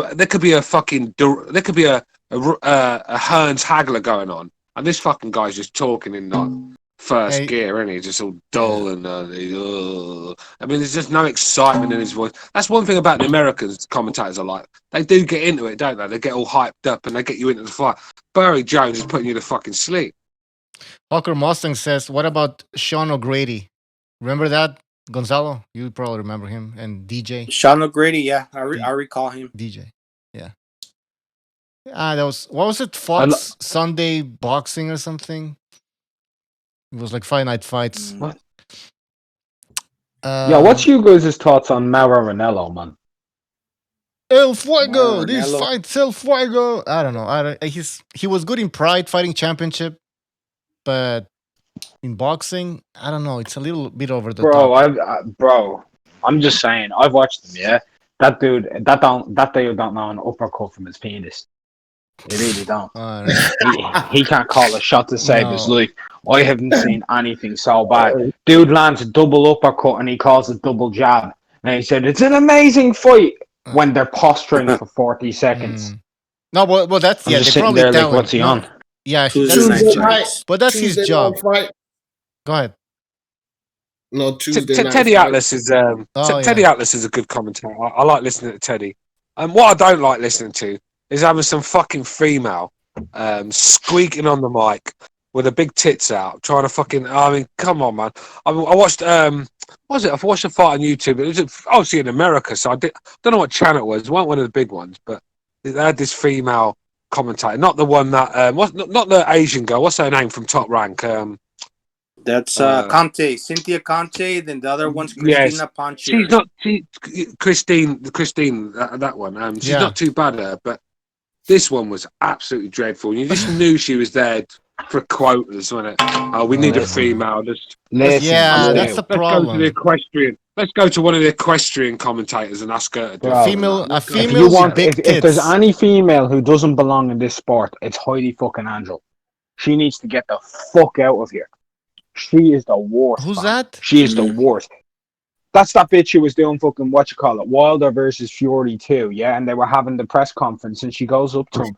She goes up to Tyson Fury, and she said, "You used some derogatory words towards him. You called him the P word." And Tyson said, "What? The P word? You know, the part of the female anatomy? Like, why would you say such a thing? That's so vulgar." I'm like, get this fucking hoe back into the Oh fucking no! box. No way, man. This is why. This is why. Listen, this is why Come they should, use their energy and spend their time doing lady things like putting their makeup on and baking cakes and leave the boxing to us. I mean, every time they open their mouth, the cringe levels rise through the roof. I just don't want to hear it. I want to see a man. I want to see two men kicking lumps out of each other, punching lumps out of each other. I don't want to hear fucking Dolly Parton in the fucking background. You know what I mean? Yeah. Yeah, Johnny brought up a good one. Claudia Trejos. The Puerto Rican girl. Oh, Puerto man. Rican. But Is she the girl with the short? Is she the short-haired girl from the zone that Johnny wants to fuck? Yeah. Johnny wants to fuck like the one who looks like she's 57 years old, and Johnny keeps saying that she's hot as shit and he wants to fuck her. Hey, we got Jimmy. Jimmy, what's up? Hello, man. What's going on? Not much. Talking boxing. Can you guys hear me this time? Yeah, we hear you, Jimmy. How's it going, man? What's going on? Yeah, What's last up, couple Jimmy? of times it's been a horror show. What's happening, man? So you guys talking about commentators? Yeah, hey, can you do it Stormy Night, Jimmy? Can you use the Stormy Night, your introduction? That sounds really cool when you say that. What's that? Oh no, I don't have it. When the beginning of your intro, what's a stormy night and it's raining and you took LSD. Oh yeah, no, the fucking yeah. Oh, it's such a horror show. Every time I hear that, it actually gave me my stomach turn, man. Literally, man, I can't describe the fucking hell I was in because it wouldn't end. It went on for hours. And I wasn't in my element. I was up in Maine, so I didn't know anybody to call to get landing gear. Because if I was around Boston, I would have been, get me some Valium, get me fucking something to knock me out. But everybody had like Coke. I'm like, that's the last thing I need. I heard there was like some horrible tornadoes, right? Down south now, you're talking about winter, the weather. Oh, well, it was just that night. I was in Maine at the hotel. It was an old castle turned into a hotel type thing, and it had like a fucking metal roof, and the rain sounded like it was bombs coming down. My wife's face was melting. It was horrible, and it wouldn't stop. It went on for hours. Oh, my God. Never take that shit. Tell everybody stay the fuck. Who does that for enjoyment? Ugh. Hey guys, those trippy shit. But so in the chat, child support payments are due. He says, "What's your guys' opinion on Naoya Inoue? I think he may be the best Japanese boxer ever, but Jiro Watanabe was a badass too." So who has all this Japanese boxing knowledge? Because I don't know. Yeah, that's above my pay grade, dude. I don't know anything about Japan except for they make good swords. Yeah. I do, but I don't offer insights for anything less than $2 super chats. That's right. $2 super chat, and he'll answer your question. No, go ahead. Hey, did you guys hear about? Oh, I was going to say, did you hear about Dan Raphael? Yeah, what's apparently him getting fired? Yeah, so people, Dan That's Raphael right, got. Did he get fired? Go ahead, explain to us what happened, Jimmy. Well, yeah, no, it was definitely a firing because his contract was up, and they even put out a press release saying it wasn't budget related like a lot of the layoffs were. In fact, since the major layoffs in end of 2017, early 2018, for combination of money, and they didn't like that too many people were getting woke and dragging politics in the ESPN, so they cut a lot of those fools and a lot of money. So, but they re-signed him, but they also signed Steve Kim at the same time, and everybody was like, that's kind of redundant. No, I mean, so I kind of thought the writing was on the wall, and sure enough, my thing is this about Dan. I never had an issue with him personally, but what I didn't like about him, I thought he was complacent, and he was lazy, and he was arrogant. And what happened, because he was in a niche sport, he was the big dog. He was working for ESPN, making $150K a year to sit in his apartment and write, stories about fucking boxing. And people would even question his opinion. He would block them. So he became too big. That's my theory on him. But yeah, so now that he's gone, Steve Kim is going to be like, obviously, when they hire him. That's what a lot of people are speculating, is that Steve Kim's going to be put in the hot seat, man. That's what a lot of people are speculating. And Well, to be he's honest, gonna Steve be- Kim's he's a real journalist, unlike Don. He's a real boxing journalist. He goes out and he talks to fighters. He Yeah, doesn't no, just show up at press conferences every week. Look like Because he's like us, man. He really loves the sport. You know what I mean? He was. Do you know fucking? I didn't know this until I watched it the other night. I'm listening to it because I watched the Top Rank Corrales Barrera fight. You know, Corrales Barrera won, and they have the Top Rank one. Which the night of that fight, if you bought the pay per view, you got Lampley. If you're in the United States, you got Lampley and you know Jones and shit. But if you bought the international feed, that was Steve Kim on. I didn't even know that until the other day. I was like, dude, yeah, he called that fight. So I mean, he's been around this game for a while. I mean, he started off. He was working at a warehouse, fucking, and he would call into a show in L.A. every night, a boxing show. I mean, a sport, and became a popular caller, and that's how they gave him a Sunday night time slot, and it all just morphed into that. But yeah, so he's been around the game, really put his dues in. You know, took him 18 years to get to the top, but some people Just recently, he also does a podcast with Mario Lopez. But geez, Mario Lopez. Yeah, he's the like, three he's got a knockdown motor rule. mouth. You don't let him speak. Are you talking about Steve Kim, bro? Yeah. Yeah, I must admit, I do quite like Steve Kim. I agree with what Jimmy said. I mean, I was around when he first came out on the scene, when he started getting quite big, and he got a bit big for his boots, didn't he? He got a bit arrogant on Twitter and that. Like, thought he was the man, but I think he's humbled himself a little bit. I do quite like Steve Kim. There's not many. I mean, there's not loads of people I can sit and listen to for talk boxing for a while, but I think he's one of them. So, yeah, I don't mind him. Hey, he's fellas, a funny bastard. Hey guys, when I seen that picture of Dan Raphael fat ass, it just made me think how much food is he eating, and then I got hungry, so I'm gonna get something to eat, bro. All right, man. Fucking John Candy with a beard, isn't it? John fucking Candy with a beard. That's all it is. yeah, John Candy was fucking hilarious, bro.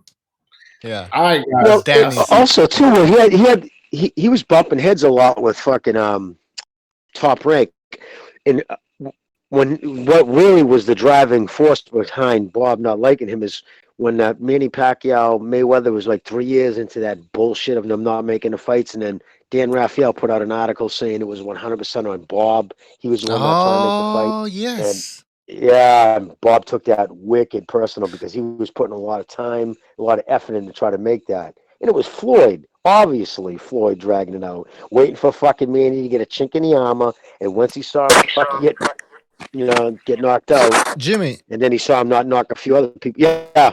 I heard that a rumor that it was Top Rank who pushed ESPN to fire Dan Raphael. Though. So it was actually Top Rank that they wanted him out. Well, That's the thing. Dan Raphael, hold on. Dan Raphael hasn't been fired. His contract hasn't been renewed. That's yeah. But then again, they didn't want to renew it. Who didn't want to renew it? Like, was it him? Yes, ESPN didn't renew it. Okay. ESPN. All right. So, Jimmy, what's your take? I understand. I understand why, bro. He's writing useless articles 24/7. Oh man! In his arrogance, he doesn't get like Stu said. He doesn't get down in the ditch. Like Steve's at all the fights, and like you won't see like at Jimmy's corner. If there's a fight at Madison Square Garden, there's Steve Kim after every fight, before and after, at Jimmy's corner, hanging out with the fans, talking to everybody. Dan Raphael walks around like, you know what I mean. Like I'm surprised he didn't have a bodyguard. Like he didn't even interact with anybody. Saying, isn't it? I totally agree. Yeah. Dan Raphael picks and chooses events. Like some events are not worthy for Big Dan, are they? I mean, he turns up. Yeah, Dan's around. Move away. Dan's here. That's the sort of guy he is. I mean, loves himself. I don't know why. I mean, if I look like that in the mirror, I'd be fucking hanging myself. That's absolutely true because Steve Kim, when Maxime Dadashev died, he had an interesting take. He actually cared and went to the hospital, and he told a story about how he went to the hospital, and he spoke about that.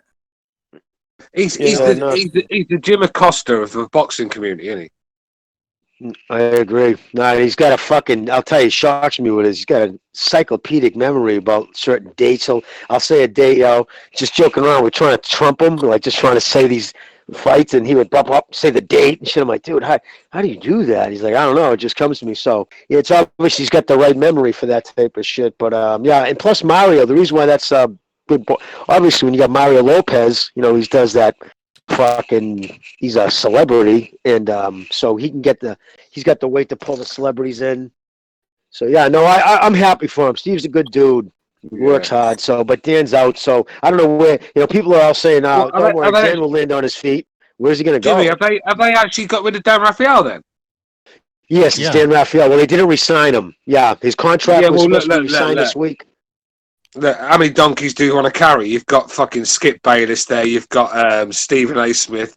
You've got, how many? There's only so many donkeys you can put in the stable, isn't there? Do you know what I mean? Right. And once they got but you're right though. I think Top Rank. I mean, they're not going to publicly say it. They're going to make Top Rank look Bob like a dick. Yeah. But I'm sure when he was sitting down, and ESPN's got tens of millions of dollars invested in this thing with Top Rank, I'm sure if Bob or whatever rep was there at the time, Todd LaBeouf said, fuck Dan Raphael, man, that dude writes some ugly shit about us. Why do you guys got him? Who knows? Maybe they said nothing, but it is odd that they bumped heads and now he's gone. Look, Dan Raphael is upset a lot of fighters. There's not a lot of fighters that got a lot of good things to say about, because he backstabs them and then fucking sucks up to them when he's around them.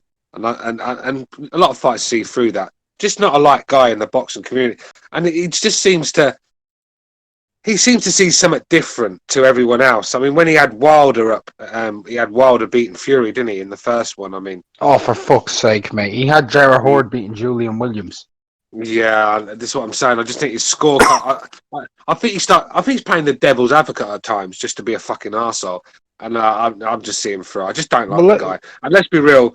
Not everyone that's involved with boxing has to put a pair of gloves on, but this guy, I mean, has he even gone on a treadmill before? Never mind, put gloves on. I think he became 50-0. He's 50-0 at the buffet table. Go ahead, Jimmy. No, I think he got into boxing because he was writing sports, and then they asked him to cover boxing at USA back in the day. I kind of read his bio, and he was never he didn't start out. He went to journalism school, so he did all that, but he was into sports. But I don't think boxing was a niche sport. It wasn't a lot of people. So when he went from USA Today to ESPN, that's the pinnacle of sports. I mean, it's the biggest thing covering sports. So everybody's like, well, he'll be all right. He'll land on his feet. But regardless, no matter where he goes, it's going to be a fucking demotion. I mean, ESPN, where are you going to go from ESPN? It's bigger. Yeah. He was on the hot seat at ESPN, man. He had the #1 seat in writing journalism. There isn't a more sought after position than that. There really isn't. The #1 writer at ESPN, the guy who's at the top of the writing poll there, that's the #1 guy. For almost 2 decades, too. He was there 16 years. Damn. Mm-hmm. So But I'll say this. I think another part of the reason Raphael's contract isn't being renewed, it's all of those things. Plus, have you ever seen a guy break more news than Dan Raphael, and that news turns out to be complete fucking bullshit? That's a good he's like point. breaking news. This fight's about to happen, and then it doesn't happen, and then this fight, and then this fight, and this. This dude has made more fantasy matchups than anybody in the history of the sport. Can I tell you what I was told about that, too? Can I tell you what I was told? Go ahead. Yeah, No, I was going to say, I'll make this real quick, Stu. I didn't get jump on it. I was told he did that because he thought his name was so heavy in the sport that he could start the ball rolling. He would make these matchups that he thought he had such weight, he could talk about it. In the fight, swear to God, I was told by someone who, talked to him personally. And he would do it purposely to do that. Jimmy, did you mean to say the word such weight? Because that's fucking hilarious. Yeah, and ball rolling is more like his belly rolling. No, well, that's crazy, man. That's wow. So let's. He carries such weight, man. He carries such weight. That's. Yeah, that was kind of a pun, huh? Yeah. He just, like I said, he's just one of those. He's just one of those commentators. I think with boxing today, you've got to be very careful when you're in that business of what you say. I can see why Kugan Cassius now doesn't get involved with picking fights, and stuff like that, and he doesn't get involved with any of the beefs, because that's what keeps his business going. I think if you start upsetting fighters are such narcissists, and especially people like Wilder and stuff like that, they try and get you sacked.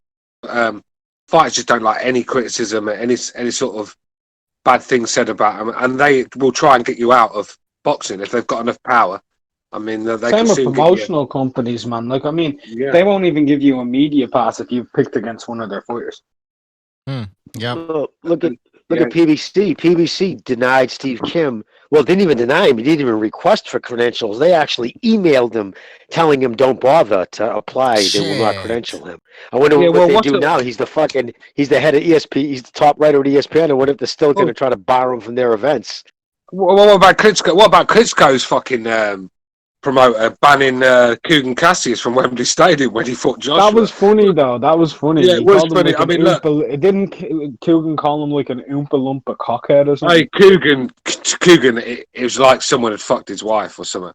He just couldn't let it go, could he? Oh, he was making all sorts of videos. I remember that. Yeah. My favorite Cougar moment. He's a British kid, right? Yeah. My favorite Cougar moment, man, is when he went up to Prince Patel and said, "I'll fucking cave that in for you, little midget."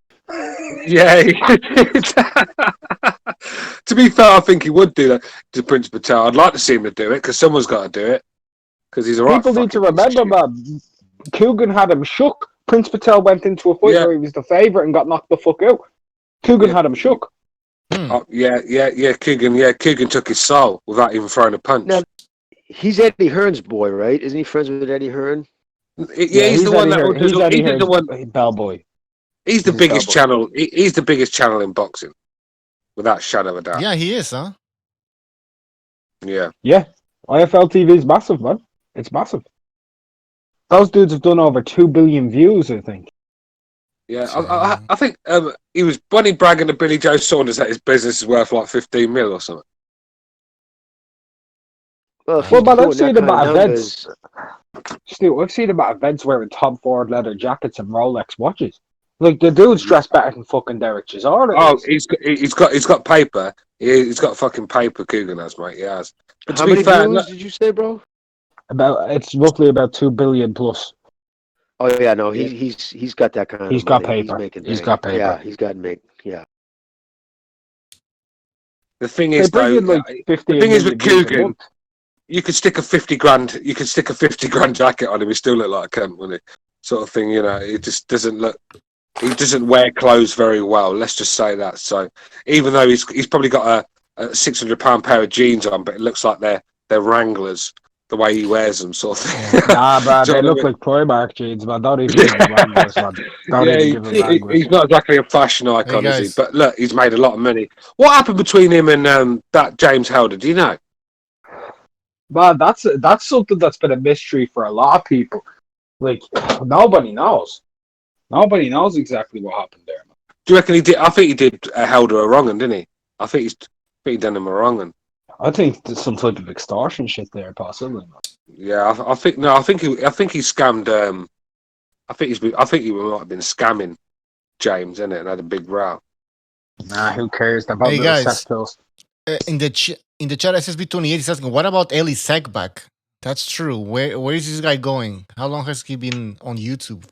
Making he's been on it for a long time. Coogan only does boxing. If you take a lot of Ellie's views are actually basketball. Basketball. Oh, yeah. Okay. Hey, Mark, what's the deal? He's like TMZ, isn't he? Ellie Setback. He follows his fighters in the airport and that. Like, what do you think about this, then, chap? Do you know what I mean? He's just corny as fuck. TMZ. Yeah, he just goes up to them and he's all like, "Yo, man, you're Ryan Garcia, aren't you? Yo, man, how much did that watch cost?" He's like the Hey, he's such a sucker. He's such a suck-ass. And I mean, Tyson Fury, he was slagging Tyson Fury off when calling them all sorts, and then he's at the presser. All right, champ, asking him questions. Tyson Fury said, "Get out of here, you're not allowed in here." It's kicked him out. But I remember when Tank Davis came over to England. Yeah, Fury punked his ass. Yeah, he punked him out, chucked him out the presser. But I remember when Tank Davis came to the UK to fight Liam Walsh, and Ellie Setback was with the Tank Davis team. We followed him around for the week, and they couldn't get rid of the guy. They'd all go in a shop. Ellie'd be looking at a pair of trainers. Next minute they're all gone, and next minute he's chasing them down the fucking road. You could see they just wanted him out of the way. He was annoying everyone, and he's just still there with his camera, asking Tank all these corny questions. I mean, it's just amazing this guy has got any subs at all. But when you look at his views, I mean, I think we get more abused and set back now. I Well, gotta his, I hand it get, to him in one thing though. He gets around. He can be in one place and then he could be across the country or in another country. Yeah, he's like a fly around shit, isn't he? well, he's living off a fucking inheritance. Well, he's living off a stipend, I guess. Well, He's a that Jewish Jewish kid who comes from inheritance. money. Yeah, Yeah, exactly. Jewish He's a Jewish kid who inheritance. comes from money. Yeah. It's not like this is not like the average inheritance that most of us are getting, you know, like our dad's fucking boxer shorts and stuff like that. This is like millions of fucking dollars. You'd be lucky if you get a few little fucking Calvins in that box as well, man. You'd be fucking blessed. You inherit your dad's you inherit your dad's half-empty bottle of whiskey and stuff like that. I mean, look. Ellie's probably got a McLaren fucking 720 Spider on the fucking drive. Jenny, look, it is what it is. Do you know who is a hard worker, man? Radio Raheem. That dude goes everywhere. He's all over the place. Yeah. Interviews everyone. That dude's everywhere. He's a good guy too. It's too bad what Floyd did to him. Remember, real Floyd, media, Floyd or is he like a YouTube guy? What's the deal with him? with the YouTube. radio. Michael Montero. Oh, I don't know. Oh, Montero works for Ring Magazine. He works for Ring Magazine, and he did work for Boxing Monthly. Boxing Monthly's gone now. So, is he like a collaborator, or is he like in the ring panel? Because once you're in the ring panel, you're the one of the guys that decides. He's on the ring panel. Pound He's on the ring panel. He's on the ring panel. Oh, okay. He got in through his relationship with Steve. He became like intern for Steve for a little bit. Not intern, that's a bad word, but he got after he got out of the Marines, he got a job. He moved out to LA, and he was always into boxing. And then that's like he started doing it, but he still works full time. Now he lives in Atlanta. His job took him to Atlanta. But Mike's a good dude. He's a stand-up cat. I like. Actually, Mike. we touched on that on my channel. Gonzalo, if you want to know, it's over on my channel. I did an interview with Montero. Talks about nice. it. Okay, I'll check it out. Yeah, Mike's a good dude. Yeah, is it you, dude, who's interviewing that black dude who starts going berserk? It's all over the internet right now. Oh, it sounds no, like yeah. you. Who is that? Somebody mentioned it. Red Glove mentioned it, but I forgot. Yeah, did you see that? Wow. Anyway. Well, what happened? Was it the sorry, the choke here. Was that you talking to that dude? What was his name? He's like, fuck you, nigga. I'm the LDBC. Was that your channel? No. It wasn't Mark. It wasn't. Okay. That was on True School's channel, but I was actually talking to him. Yeah. Oh, you were talking to him. I thought I recognized your voice, dude. Yeah. Okay, True School was Sports channel. What was that guy's name? True School Sports. The dude was Raekwon Bell. What happened there, Mark? I don't know, bro. He's just like the most racist person I've ever come across in YouTube. Mark asked him to name 3 of Wilder's opponents because he was I'm here to defend Wilder. I'm here to defend Wilder. So Mark's okay. Name just 3. Go. And you'll name one, I'll name one. The kid got out 1. Mark blasted 1. The kid got out 1. Mark said 1. And the kid was stumped. And he was so embarrassed that those guys were laughing at him that he fucking went ape shit. Oh, fuck you, nigga. I'm the LDBC. And he starts fucking, they're all just laughing at him. I stand for black people. I stand for black people. I've been suffering for 400 years. I stand for black people. Fuck's sake, man. Oh, it was retarded. It was retarded. It was not retarded on your end. It was funny how bad you guys humiliated that kid. Oh, what an idiot. I didn't know that shit went viral. They're losing their mind. Dude, viral. It's all over Twitter. Losing their minds, them fucking lot, man. Oh, it's disgusting. And I'll tell you, that kid made an excellent video, broke it down, Relay.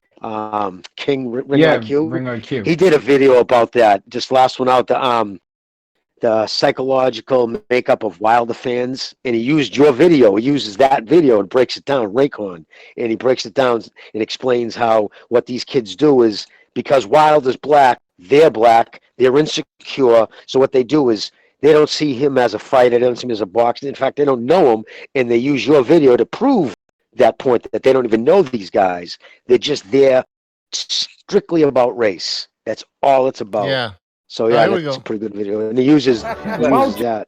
This is a sign of a weak person, where you have to cling on to athletes of the same color as you to feel good about yourself, because you're getting them in the morning. There's nothing happening. There's nothing you're doing in life that's making you feel good about yourself. So you have to live your life through Deontay Wilder. You have to feel good about being black or through Deontay Wilder. You have to feel good about being anything. Even with the white guys that do it, there's white guys that do it as well. Do you know what I mean? Through Lomachenko and stuff. And I corny as fuck, man. Really. Exactly. I got the Ring IQ is the truth. Whoever You break it down, man. said, I hit it. Yeah, Ring IQ is the truth. I do like Ring IQ. He's a good channel. So if you don't know who Ring IQ is, go and sub to his channel. He comes on here as well. We have an all-star panel on this show these days. So he's another one that comes on. Guys, listen Yeah, to this. Julius, right? Hey, Jimmy. All right. Hey, pussy bitch. Hey, faggot motherfucker. Fuck you, nigga. I stand for black people, nigga. Fuck you. That was him. Don't ever fucking shit on Deontay Wilder name, little bitch. Little faggot pussy bitch. You know what? I stand for black people, nigga. Like you don't, nigga. Little faggot bitch. Wow. So that's. I think he's going to bring a bit of Tupac in there. Yeah. Just get a bit of vibe going. That Do you was know what I mean? from Look. Red Glove Militant's channel. Go check out Red Glove Militant. Yeah, I mean, I don't know who that fucking guy is, but he's a drive-by waiting to happen, isn't he? That's Raekwon right there. Raekwon Bell. Yeah. Yeah, man. Me and L Dog schooled him, and he got schooled by Spuddy and El Spadito as well. Spuddy. Oh wow. Yeah, man. He started getting into a fight with the potatoes. Yeah, man. Look, Spuddy. Them boys can't fuck with Spuddy. When they do that, they start calling you nigga, and it's like they start every other word, and they're the same ones. If they hear a white person say the word, even if it's in the contents of not an insult, say you just describe another situation this person called. And the fact that even on the news now, you see them, they actually, how are they oppressed and marginalized when they're controlling language? Now the same people who call each other nigga 30 times an hour in every situation. We're not allowed to even say the word. We got to say N-word. Like, fuck you. I'm not calling you it, but nobody's going to tell me I can't say a fucking word. They feel powerful. Hey, you know what it's all about? You know what the thing is, though, right? Jimmy, the thing is, right? The reason I never use that word is one, because, look, I'm not about fucking upsetting people, and, you know, certain words they don't like. So exactly. So why say it and why you're giving them an excuse to fucking? But if you have to say it in a conversation with me, say you're talking with me, like, this person called, you wouldn't say, oh, and then he used the N word, like, you know what I'm saying? Yeah, like, I just don't. You know what I'm saying? Like, I just don't say the word at all, because then you're not giving them any ammo to cry like bitches, Jimmy. Yeah, exactly. Don't give them any excuses. See, you guys are from America. You just brought up on it. It's just a word that naturally comes out your mouth without thinking. But what I'm saying, these guys, when they hear it, they throw the toys out, don't they? And they get angry. So I try not to use that word. They get angry at me for other reasons, but I never, not for ever using that word, because it's just one way. You're just giving them plus they would chop it up on you. They would take it out of context, and they would. Yeah, exactly. They will switch topics and focus on that. Yeah. They will switch topics and just focus on that. Like, if you're debating with some of these LDBC guys, you got to stay on topic. Because they're going to try to change subjects and confuse you. You got to stay on topic, man. And so if you use the N-word, trust me, it's over. Like Johnny, it happened to Johnny. It happened to Johnny. I just don't. That's why I just don't like getting into them sort of debates with them guys, because they're too emotional. You're not going to get through to these guys. I mean, look, when we're having debates with these guys, it's clear that we're far smarter than these guys, and we're not pretending to be fucking professors here. Yeah, and you know, and NASA scientists. Because it's not that complicated. Exactly, it's just called connecting. It's called connecting the fucking dots, Gonzalo. It's called connecting the dots. It's just you're just dishonest at one point. Yeah, you're just not calling it. Yeah, but if you have that third eye, but if you have the third eye, it's way different, though. I mean, you gotta develop that third eye. You know what I mean? Yeah, well, the third eye obviously coming from. Go ahead, bro. No, I was gonna say, when you don't have facts and honesty on your side, if you're dealing in facts, there's nothing. If you're talking about truth and fact, using facts, there's nothing they're gonna say is gonna rattle you. But because they're coming and all their fucking opinions are based off emotion and based off what they think of, you know what I mean? So it's all bullshit. It doesn't hold any. It crumbles. They're fucking under the slightest scrutiny, their points crumble. Exactly. So that's why they get all. And first of all, you have to like boxing. You have to have like a passion for it in order to bring points out. This is gonna make it interesting. Like I see Stu talks about that because he's passionate when he speaks. You're very interesting when you say things that we kind of have like common knowledge, but the way that people bring points across will want to make us conversate about it. But when you don't have no true love for the sport and you're there for different reasons, man, nothing good could come out of that. Listen, Gonzalo, let me tell you how it is, right? When you're in conversation, you could be around a table and you're talking to people, and the stupid ones will always get frustrated in the end because they cannot fathom what you're trying to say. They just can't. It's because they're not smart enough to let it sink in and understand what we're trying to say to them. The first thing to do is react because it's like sort of an embarrassment. It's like they're coming on air thinking they've got the answers and they're getting fucking blown out and around like Andre Gallotta, Lennox Lewis sort of thing. that sort of destruction. And that's what people do when you're cornered and you don't have the answers. The first thing you're going to do is fly off the fucking handle, and that's what people do, man. Especially people that ain't smart enough to. If you can go and debate with someone, you're smart enough to cope with his IQ and what he's throwing at you. You won't get angry because you're throwing stuff back at him, and he's going to have to. It's just because they're so. They come with sound bites. I mean, it's all right thinking you know about boxing, but just repeating sound bites is not knowing boxing, and that's the problem with a lot of them. Yep. And a lot of these guys don't want to debate because that's why you see that on these LDBC channels, all these people have wrenches, right? So they're ready to kick your ass if you disagree with them. So they're afraid of debating. That's for sure. They don't want to debate because they know that what they're saying is bullshit. I'm talking about these preachers, these LDBC preachers. They know they're speaking bullshit. That's why they never want to debate. But like I said, yeah. Look, it's a place. It's one of those places where like the BDA is a bit like, say, South Side of Chicago. It's not the sort of place you're going to stop in your car when you're driving by the place to have a look around, are you? And that's what these guys are looking at the BDA like. They know that they come here, they drive by, get out of the car for a little look around, they're going to get shot. So this is the way it is, and that's why they don't come here very often. When they do, well, body bags everywhere, aren't there? I mean, yeah. They know how come you look? I'm not saying these guys are stupid. I'm just saying their argument. There's no facts to it. There's no evidence. So it's just ridiculous and retarded. So they can't win. So they're coming here with a half-baked fucking argument, and they're getting destroyed with it.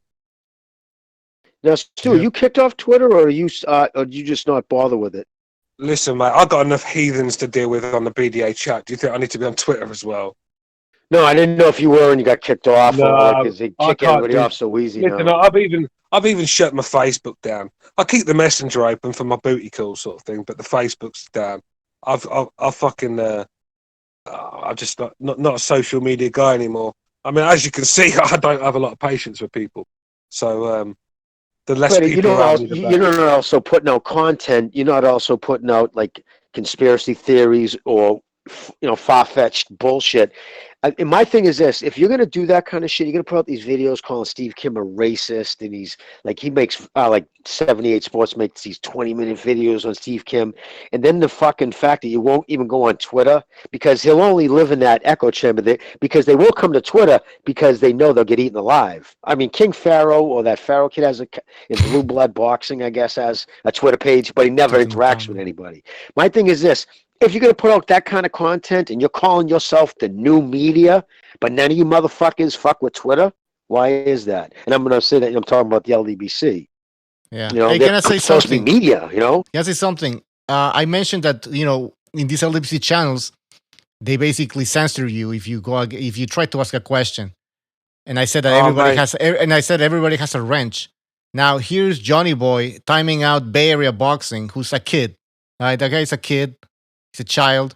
He's writing shitty comments such as cuff, cuff, Johnny Boy. I don't know what that means. So he doesn't want to talk boxing. He's here to act like a child. And so that is why he's being blocked and timed out. All right. And then we have, again, Durden Boxing, Michael Stott. He said that everything doesn't revolve around BDA Boxing, right? But why are you still here? Yeah, why are you here revolving around Let me just debunk that quickly. Let me just debunk that. Yeah. Let me just debunk that. Right, listen, let me tell you about Stott, right? Insane. BDA is Stott's life. This guy, everything in this YouTube boxing community is built around the BDA. What do you think he puts links in our chat for? Yeah. I mean, without us, he has no one watching. No one. So he has to be part. What do you think he was so angry for when he got booted off from calling in on the panel? He was so angry, and it's still going on. 2 years later, this guy's still bitter and twisted. Look, I'm not. When I left the Boxing Voice, yeah, when I was on there and I left that, me and Nez still talk now. I still get on with Nez. I said to Nez, you know, good luck with your channel and all that. I got no problem with Nez. It's years ago. You know, this guy's still got a beef with me. Still look. He's still in the chat. Why is he here? Nobody likes him. He just made a comment about me now about it being too old and stuff. This guy just can't leave it alone. This is what tells me. And the only reason he's like this with me is because I took away his dream of like being some T-boy on the BDA. Yeah, he's saying that he was actually doing. Hold on. He's saying I actually was doing lives for BDA Boxing. So here's the deal, Michael. Since you're so popular, you're gonna be banned from this channel, and you're gonna go on your live streams and get tons of views and hang out with your friends over there. Yeah, Michael, listen, bro. You put a live stream on at the same time as us, and see if you have anyone turn up. Yeah. Even the guys that watch your live stream will be here before they are with you. And this is, and you know this. So, look, we said you can hang around. BDA said, look, we like you. We're not going to block you because every day you just show to us how stupid you are, and we enjoy exactly. that. We wanted you to be here. So we're not going to block you. Every day you come on here, it's just proven me right from the start, and it's proven how much you need us. And I'm not going to take that away from you. You're obviously a guy that like is mentally not right at the moment. You're a fucking mental case. Let's be real. You are a mental case. Yeah. So you know, we're not going to take the BDA from you, but let's not pretend. No, I just kicked him out. Stu, I just kicked the guy out. You're here all the time, and you used to donate to us as well, quite a lot. Stu, I just kicked the guy out. It's over. I don't want him here. It's pathetic. He came back. Yeah, he used to donate, right? Yeah. Wasn't he the kid who used to donate? I used to hear him. Yeah. What did he just lose his mind? Oh, Jimmy, I'll tell you all about it later. This guy's just crazy. No, he's out of his mind.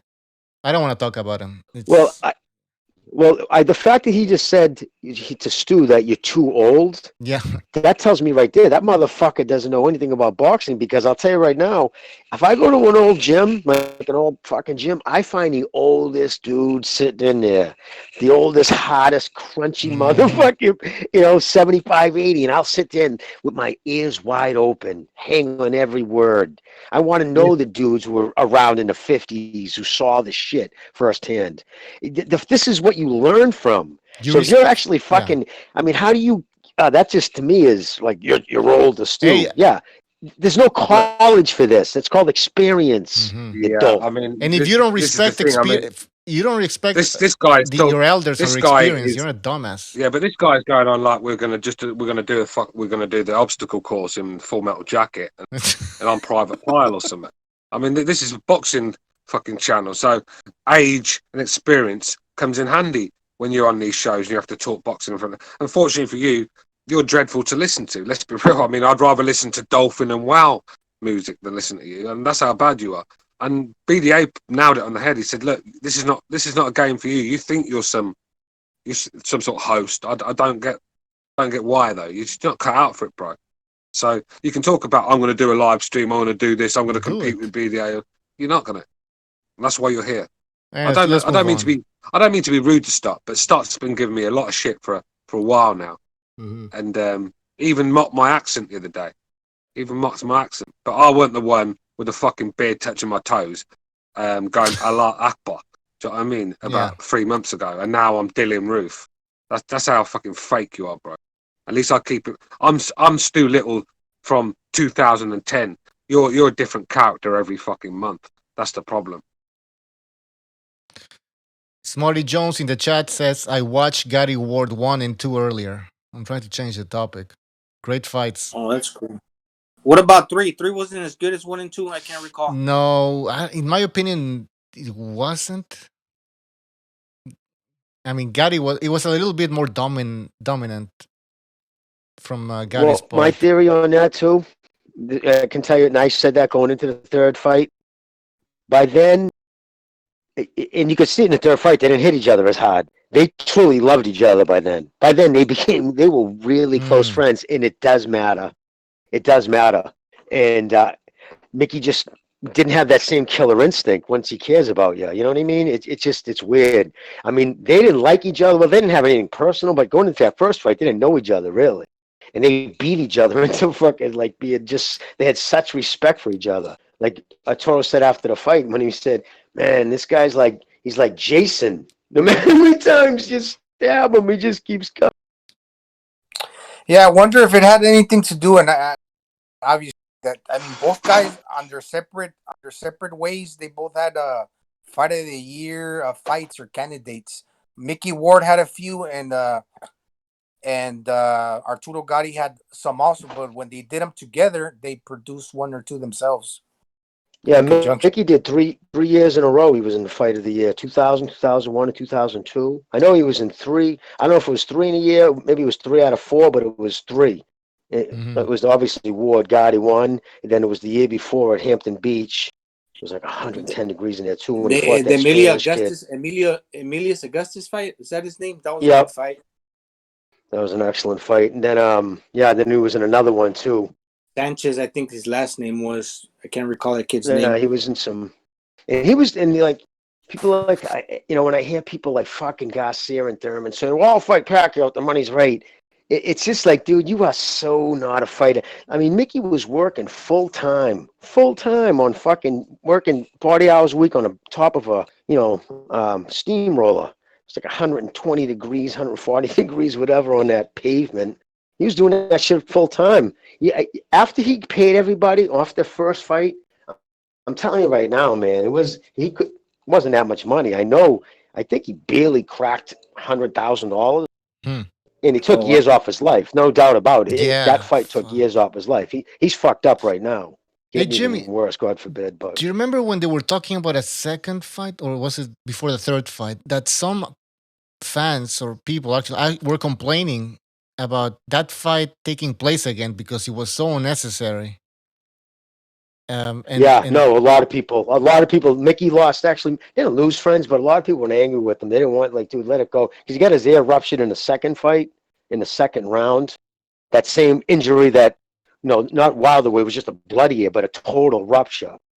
Totally ruptured his eardrum. It's just like Mickey, though, he just wouldn't quit. He just, fuck you, I'm not gonna stop. Like, he'd go to walk back to the ring and he's going to his right, like his whole body, because it fucks you up. And he fought the rest of that fight with a ruptured eardrum.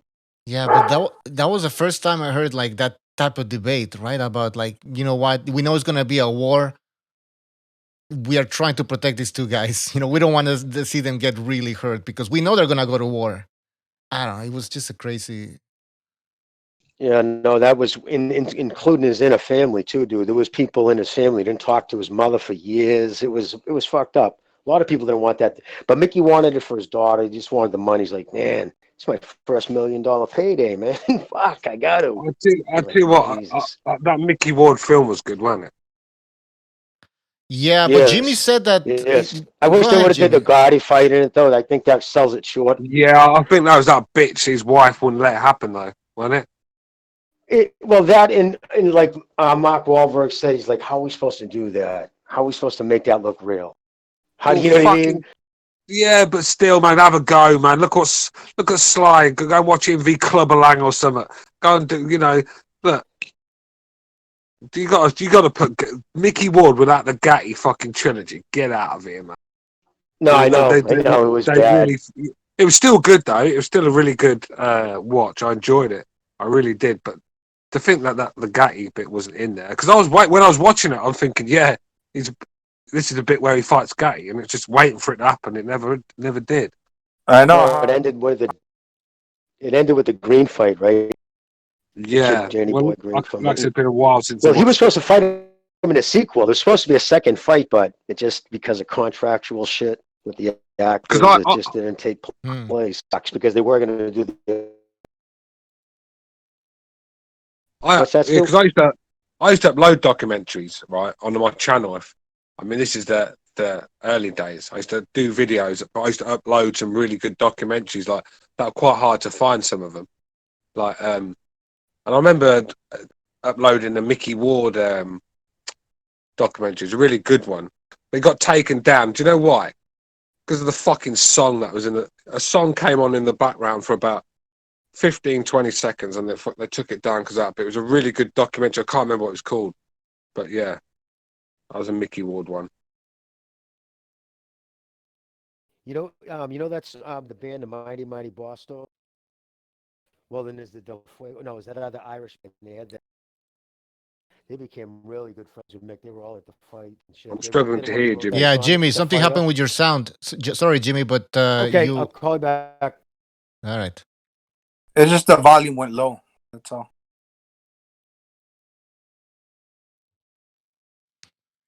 Maybe we should end the show right now.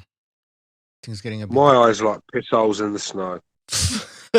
All right, you know what? Let's end the show. I guess. I'm walking around looking like Rungasai at the moment.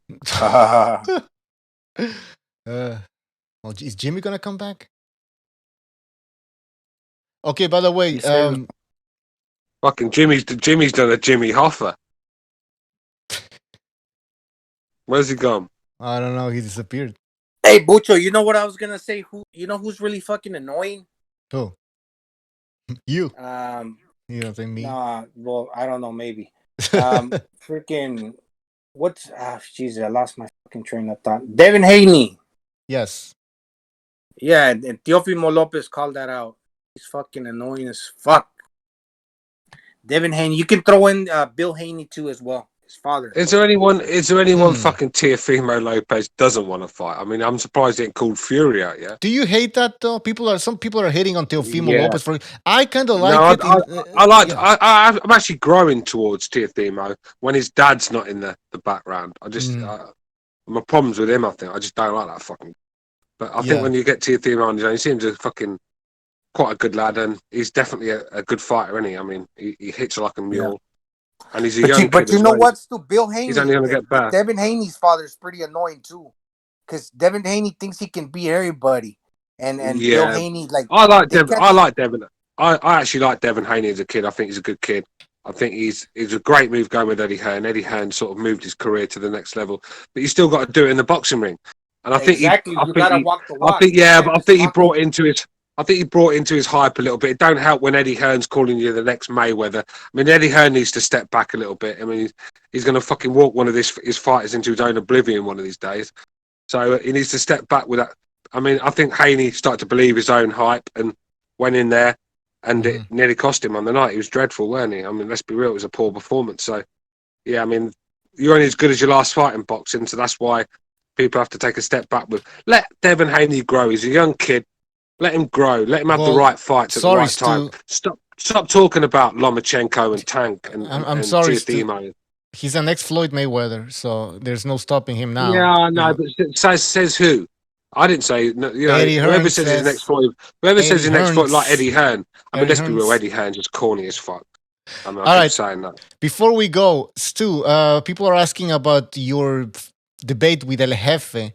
And I talked to El Jefe a little bit, and we said that there's going to be 3 topics that you're going to be debating, and people will decide who wins each topic, and then the winner, that's the. That'd be like, hey, look, the time that's finished, I'll be feeling like fucking Ike Turner that I've just fucking battered a bitch. Come on, man, I don't even want to. People are calling me Ike Turner after that one. Look, yeah, I mean, if he comes on, what is he going to debate me on? I mean, what are we going to talk about? We're going to choose 3. I'll talk to you on Skype and. We'll but like I said, 3 topics. I'm not going to have him fucking, pick the topics and then have a week to go and fucking watch YouTube and then hit me with it when I don't even know what I'm talking about. I'm not. He's an actor, Stu. He's an actor. What? He's gonna throw some phrases in there, do some push-ups. Yeah, he can throw in what he likes. He's not going to help, is it? It's just an act. Hold on. Yeah, I mean he's bringing grapes to a gun battle, isn't he? 585. You're on the air. 585.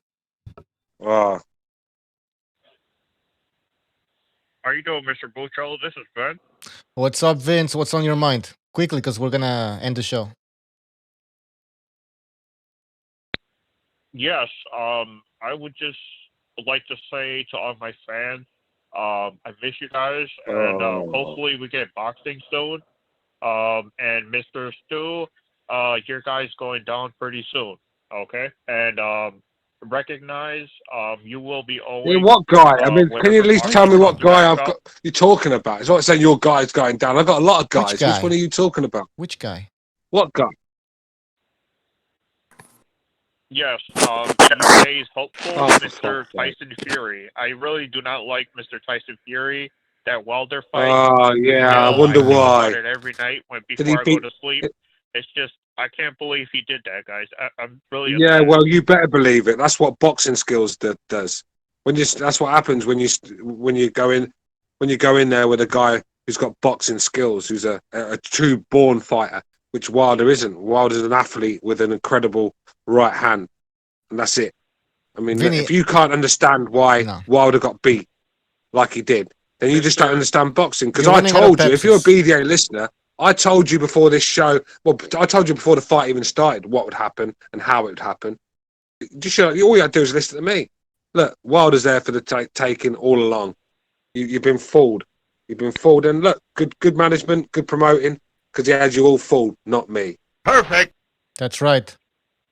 That's Mr. right. Stu, I can't. I'm sorry, Mr. Bucho, but Wilder's glove was flopping like a fish.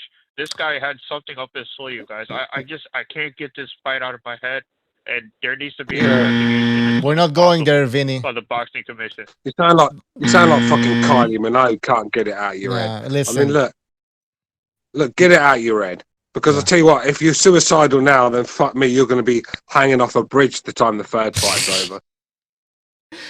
Vinny, we're not going there. And did you run out of Pepsis? Did you run out of Pepsis? Is that Mr. what happened? Bucho, I have plenty of Pepsi. I actually restocked the other day. I have plenty of Pepsi, but no boxing, so it kind of sucks right now. Okay. Well, maybe if you had a girlfriend, you wouldn't be struggling so much, you know. All right, Vinny. Thanks for the phone call, man. There's times when boxing's not on the agenda. Let's just say that around my house. Vinny, we're gonna go, You should but thank try you it. for the phone Try call. it All right. sometime, Vinny. Take care, No Vinny. problem. Guys, have a great night. You too. All right, let's end this shit show. Guys, thank you for joining us. Stu, Gonzalo, who was here? Johnny Boy, Jimmy, Mark, Unravel Boxing Talk and News. Guys, thank you.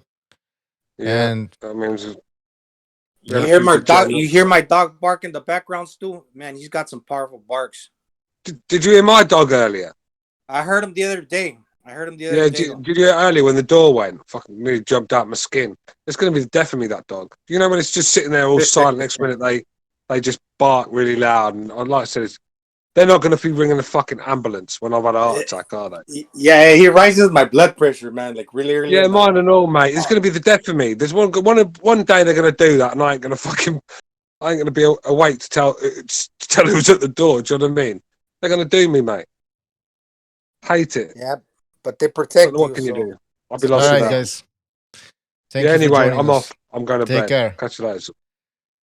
Everyone in the chat, Smolly Jones, Baboon, Boxing, Stephen Lawler, One Hitter, Guerrilla Info, Seamus Carey, Brian Harkin, Johnny Boy, who else? Jonathan Morrison, Unit. Guys, thank you for joining us. We'll see you next time. Have a good night. Disappointed in every one of you. I'm sorry, I don't mean to offend you. I'm disappointed in every one of you. I kiss you on the mouth. No, I'm not cool with that. I'm sorry. One more time. I'm disappointed in every one of you. I mean, I'm dealing with degenerate animals. I'm disappointed in everyone. Totally fucking disappointed in everyone. All right, come on. Honestly, I can't do it no more. I'm disappointed in everyone. Let me tell you why. It's gonna be alright, Nicky. Go ahead, shoot. He just killed a little fucking man. What are you going to do about it? You're happy because you got nothing. You don't got a thing. You're happy because you got nothing. Lomito! Got nothing. I want to get out of this rat hole. I want to get online. I need BDA Boxing.